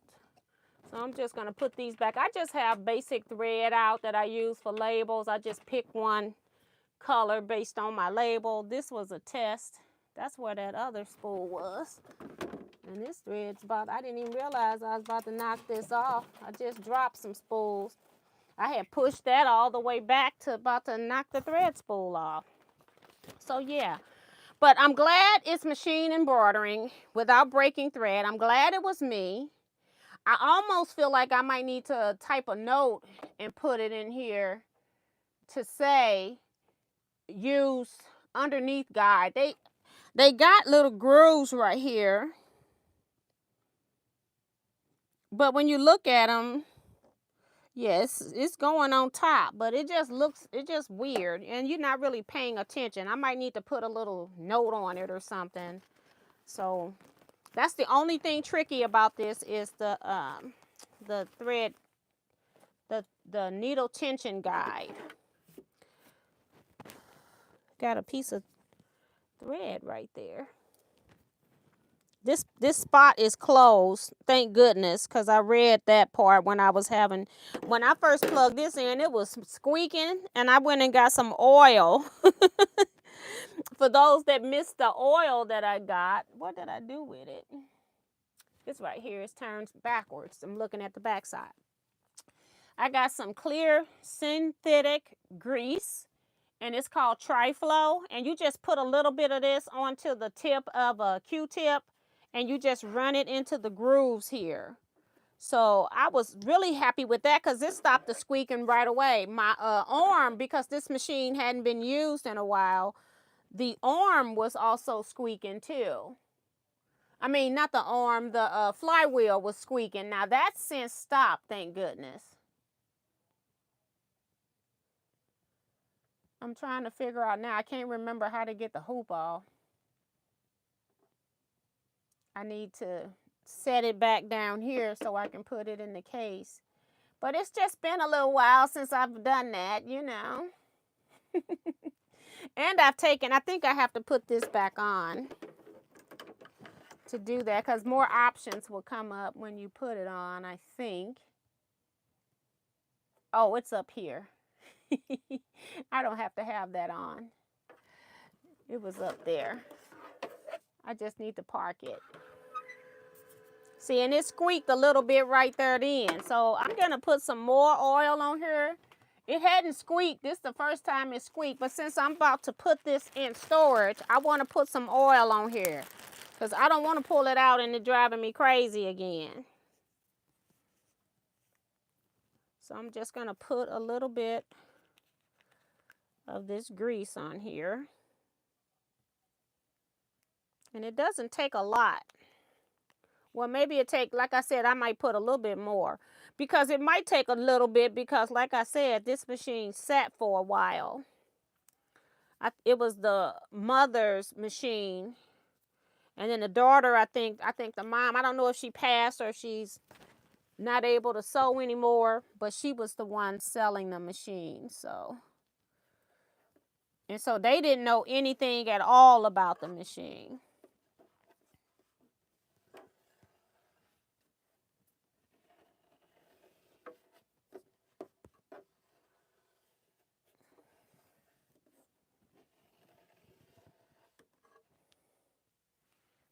And then I've got a little bit up here that got on the machine plastic, and then I'm going to wipe it off. I see a towel.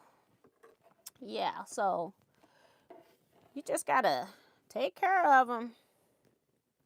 And when I first did this, it was so dirty, but it's not near as dirty as it was. But they did tell me, it was a guy that repair machines on YouTube told me what to get. And he did say, you know, he told me that this was all closed in down here, that you couldn't drop anything in there. So I'm like, well, that's good.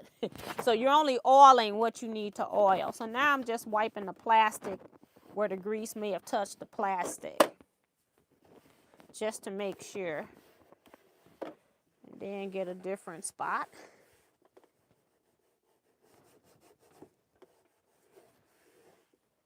Yeah. See, there was not even any black on that. So that works good. So my opinion of the machine, a little bit persnickety for certain things. It needs to be, everything needs to be done in order. It's a very smart machine. The fact that it will, you have an OK button. Over here, I can press start with an OK button, but the OK stays on the screen until I manually clear it. So if my thread break, I've now got to go hit OK to go to my thread break. Over here, if I hit OK, it takes, if I hit start and stop button, it'll drop my feed dogs. It'll also clear my screen, which this one does not. And so if I have a thread break and have to back up, I'm already at the point where I can just go ahead and start doing backing up stitches that I want to do. The only other thing that I don't like on this machine is that it doesn't cut the bobbin thread when it cuts the top thread. So your bobbin tails are just trailing behind. And I don't have anything to show that because I think I cut them all, but let me make sure. Y'all know I'll be after threads, so yeah, they already been cut. Because I don't let thread tails hang around because I don't want to be trimming them later when I'm trying to do the next step. So, but I don't have anything to trim here. And it sounds loud. This machine embroiders loud, but it has the same loud pace. Because I don't oil anything over here except for underneath my bobbin when I'm cleaning it out. That's the only thing I oil over here. It's just a drop of oil underneath the bobbin. Over here, I don't oil anything. They told you not to oil anything on Pfaff except this guy in the place said if it's squeaking, let me show you how to get rid of the squeaking noise because it sounds like the stuff is about to explode. And then also it does some stuff under here. I'm wondering, I don't know. I'm almost wondering if I should invest in a new needle plate just to see if that's, but it sounds crunchy, like something is about to explode and tear up. And even when the thread gets ready to break, you can hear the difference in the sound. Over here, your thread just break. It be still trying to sew, and then all of a sudden it'll stop and say, girl, your thread broke. Over here, it sounds horrible before it breaks. And so it's a lot more vocal than the other machine. Not that the machine is quieter per se. It's just a noise.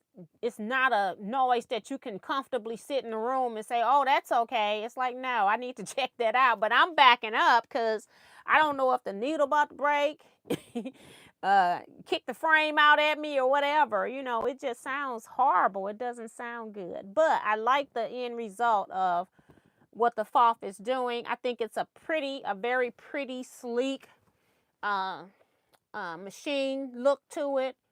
I like it. I really do like it. And it's not as complicated to operate as the Bernina. However, at some point, I'm going to pull the Bernina up and we're going to do some embroidery on the Bernina. But honey, we're going to be in the books, okay? Because I'm telling you, I embroidered on the Bernina when I first got it. I did like 2 test things. And in the same setting, and I've never ran that again because I'm like, this is ridiculous that I got to do all of this just to stitch. This don't make any sense. But we gonna do it. We are gonna do it, and we're gonna take care of it. But now we're just gonna cut this off. We're gonna go ahead and store this. That's why I wanted to put more oil on here since I knew I was going to store it. And then that's the type of stuff that I will, like I bring oil, I bring needles, I guess I'll be bringing synthetic grease to retreat, stuff like that. I'll be having like a little kit in case stuff happens to somebody. Even if you bring your own machine and you need some oil, you know, you can just ask me, hey T, you got any sewing machine oil? you know, I normally, I have both because I have my Bernina. So I have oil for my Bernina and I have the other oil for all the other machines because Bernina uses a different oil.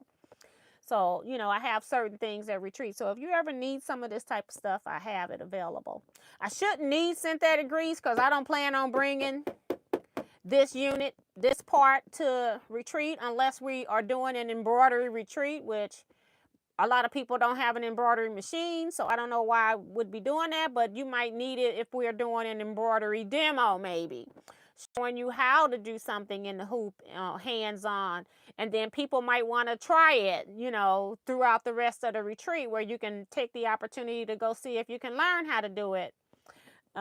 Maybe something like that where I just set it up and it's ready to go for people.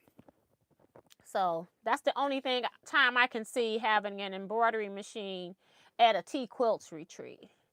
Let me make sure I haven't missed anybody's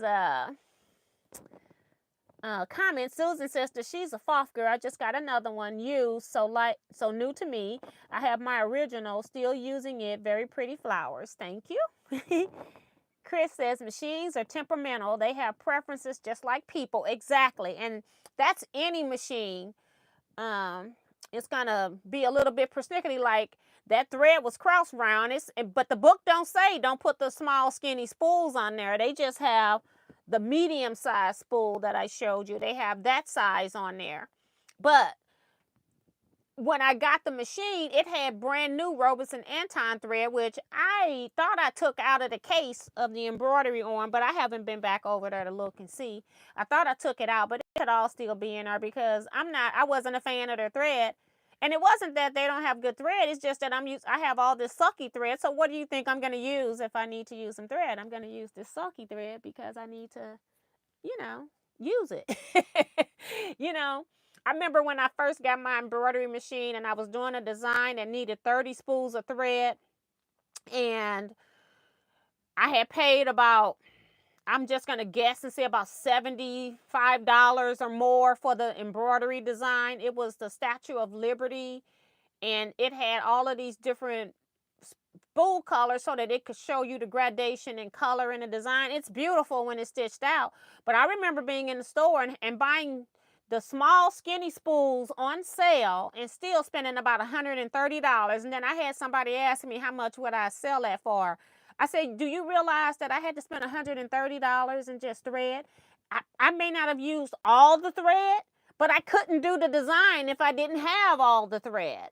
So people don't understand how much, like when you do embroidery tile projects, it can take you, say, an hour to an hour and a half to stitch out just one tile because it's mostly covered in thread.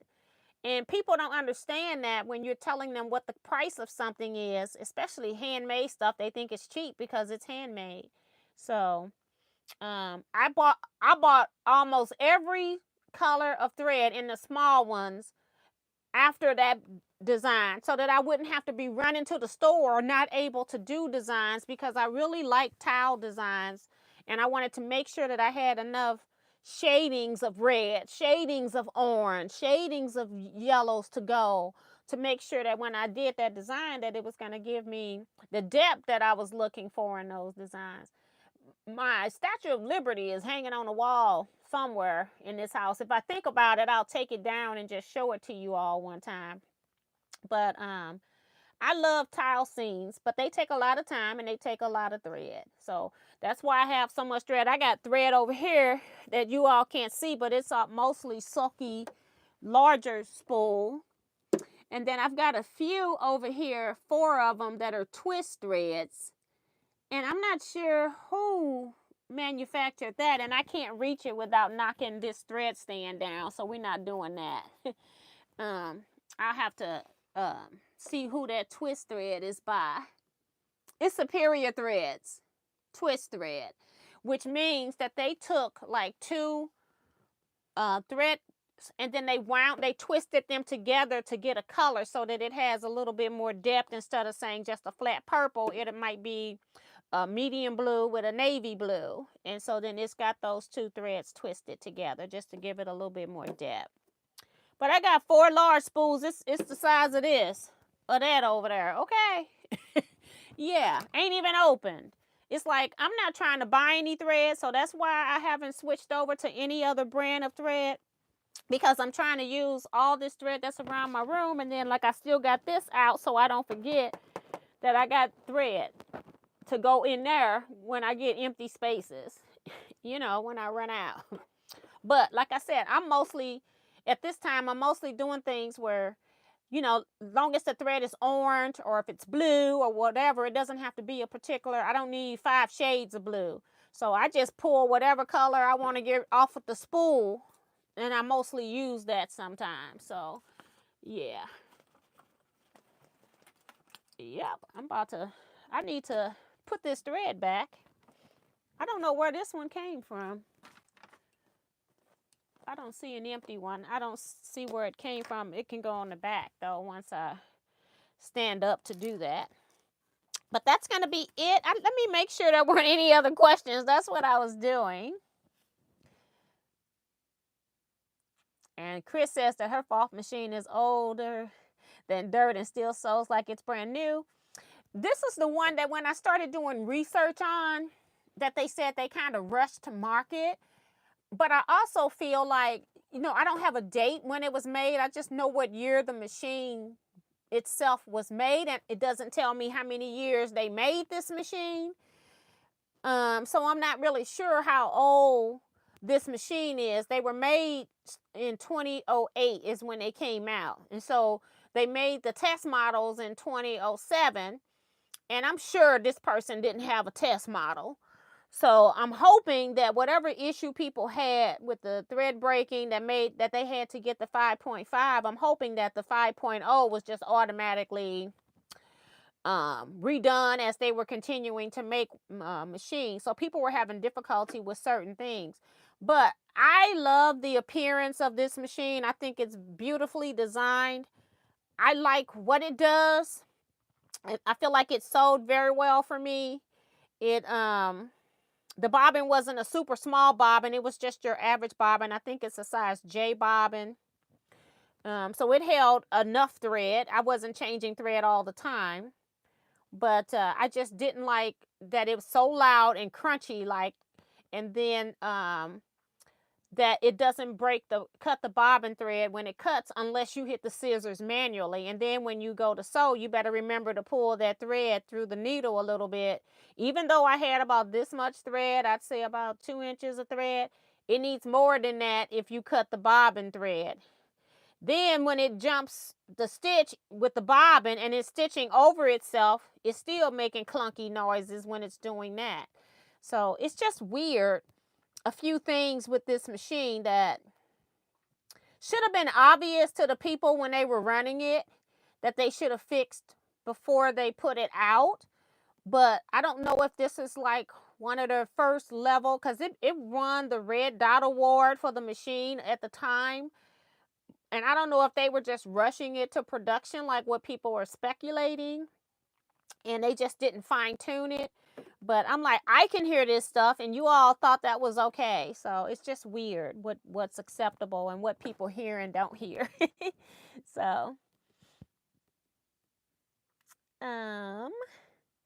Yolanda is here saying, I also use that grease to maintain my older sewing machines where grease is needed instead of oil on some parts of the sewing machine. Yes, because I had some machine oil already, that that I use on my featherweight. But I went and bought what this man who's the Pfaff specialist told me to get, because I didn't want any issues. And I am going to grease this arm as well over here, because I've never put grease on this thing. I've had this machine for so long. I can't even remember when I got that machine. I know I got my Singer XL1000 in 2001 maybe. And then I had the Baby Lock Elagio, which I still got. I just use it for, it's a machine to use out at places too. So yeah, so I enjoy stitching on them. I just the Baby Lock Elagio needs a floppy disk. And so I have floppy disk. I have a floppy disk, an external floppy disk drive. I'm like, I just don't want to be doing all of that. So then that's when the Baby Lock Elissimo comes along. But I kept my Baby Lock Elagio because I really like it. I put it in the shop and it came back sewing like a champ. I've been, ever since retreat, I put, I don't know, was it 5 or 6 machines? Because I lost count. The brother went in the shop right before retreat. And then I took the Elagio, the Elissimo, this one, the Featherweight, another Singer, older model. So that's 6. And it's like I'm missing one. Oh, the Singer. The Singer XL1000, I just use it as a sewing machine. So it went. So that was the 7. I knew it was 7. So all of those have been to the shop. I've sold on all of them since I've gotten them out of the shop. And then I have been storing them and I've got them on a rolly cart. I used to have my machines like in the 2-toe bags, but it was like too many machines and then it's just taking up too much floor space. So I went and bought, what is it called? Omni carts. I can't remember the name of the brand now. Isn't that crazy? Because it's not like I buy it all the time. I got a few of them here. Got one in the garage, one downstairs. Well, one downstairs that holds quilts and another one downstairs that's holding the sewing machines. So I'm just storing everything up. I am going to put these back into the original case because it has a case and it doesn't have rolly wheels. So I'm just going to put it back in this case because Pfaff has, it's a beautiful case. It just doesn't have wheels for the bottom base, which is so stupid. That they didn't put wheels on them in 2008. But you know, it's an older machine. They got wheels on the bag now. But I think this machine is about 27 to 30 pounds. So it's not as heavy as my Bernina, but it's heavy. And yeah, but I'm going to go ahead and put it in this case until I probably get ready to go to retreat. And then I'll put it in a 2-toe bag to take it to retreat because ain't nobody picking up no bags like that. It depends on where we're retreating. If we're at Mercy Center, they have big carts. I put all the machines on a cart and just roll all the machines through. But if I'm at this other place, I don't think they have carts. I'm going to have to get more details from them about this other place we're retreating in 2025. Because if not, then I'll just have to make sure that all of the local people because all of us, we got wagons. And so what I'll do is I'll just have all the local people who have wagons just leave their wagons up in the front. So as people are checking in, then they can use the wagons. And then when it's time to go, we can pull them all back out and people can use them. So we'll just have a room that we'll put all the wagons in or something and make sure everybody put a name on their wagon so you know which one's yours. But so it's the little things like that you always have to be looking for, because when we do local retreats, we all kind of are just doing our own thing. You're responsible for yourself. And when I'm doing retreats and I got people coming from out of town and you can't bring everything that you need, then I'm trying to assist you with having extra needles and oil and things like that so that you're not worried if something happens and you need those particular things. We got some of that stuff there, or we'll find somebody in the room that might have a same brand of machine or same company, not the same machine itself, but the same company. And maybe they might have what you need. So like that Bernina oil. Yeah. So let me make sure. Paula said, would love to see your Statue of Liberty sometime. So that's cool. Kim is here saying hello and goodbye. Chocolate Quilts is here saying quick hello and good night. So I think we're done. Origami. Thank you. That's it, Monty Pep. Thank you. I'm trying to figure out, like, what was the name of that company? Because once I get it and put it up, it's like I don't care about that name no more. But what's nice about the origami carts is they come fully assembled, and all you have to do is just take it out the box, put the wheels on the bottom if you want the wheels, because they also have standard feet that you can put on the bottom. I need the wheels so that I can roll the cart in and out of the space that I'm putting the machines on. So I do need the wheels. And then all you have to do when you take it out the box, you put the wheels on. I leave it folded while I'm putting the wheels on. And then I go ahead and open it out. And then you have one of the things that just flips over to the top. It locks in. You lock that down. Then you got another lock in the middle that locks another part down. It's got a crossbar already built into the center panel. And that you're ready to use the cart. You're not sitting around mucking around with all these different pieces and stuff and talking about do this and do that and do this, and you need this screwdriver and that screwdriver, and then you need a star bit, and it's like, no. So I'll pay a little bit more for those carts, and I try to get them when they're on sale and stuff like that too, but I'll pay more for those carts because I don't have all those pieces to put together. So, and you can get them in different sizes too. But yeah, so we're going to go ahead and quit here. Go ahead and cut this off. I'm going to take this off. And I only use this when I'm machine embroidering, so I'm going to put that in here. It has a nice storage unit on here. Has 2 storage units for all of your feet, bobbins, and equipment on the other tray. I love this machine and what it came with. And like in 2008, I think this machine was about $4,500, and that was to me was cheap, because I think this one came out at $8,000. Okay, but yeah, so I'm really happy with this. Now that I've put it in the shop, got everything situated with it, I'm really happy with having it. It's just, it was never meant to be my main machine. If my Bernina was not working, and I'm a features girl. I can tell y'all that. I love sewing on the Juki and the Brother semi-industrial machines I have. But I'm a girl that like to have, thread cutters and needle threaders that work easy, and needle up and down positions, start and stop buttons when I need them. I'm one of those girls. I'm a gadget girl. And so that's what the Bernina and the Baby Locks do for me. So that's why I sew on them on a regular basis. Pfaff was never meant to be a replacement machine. And so I'm just going to go ahead and bag her up. She was meant to be a replacement machine for machine embroidery only, not a sewing machine. And then she will be a sewing machine at retreats for people that are attending retreats. They can rent the machines out.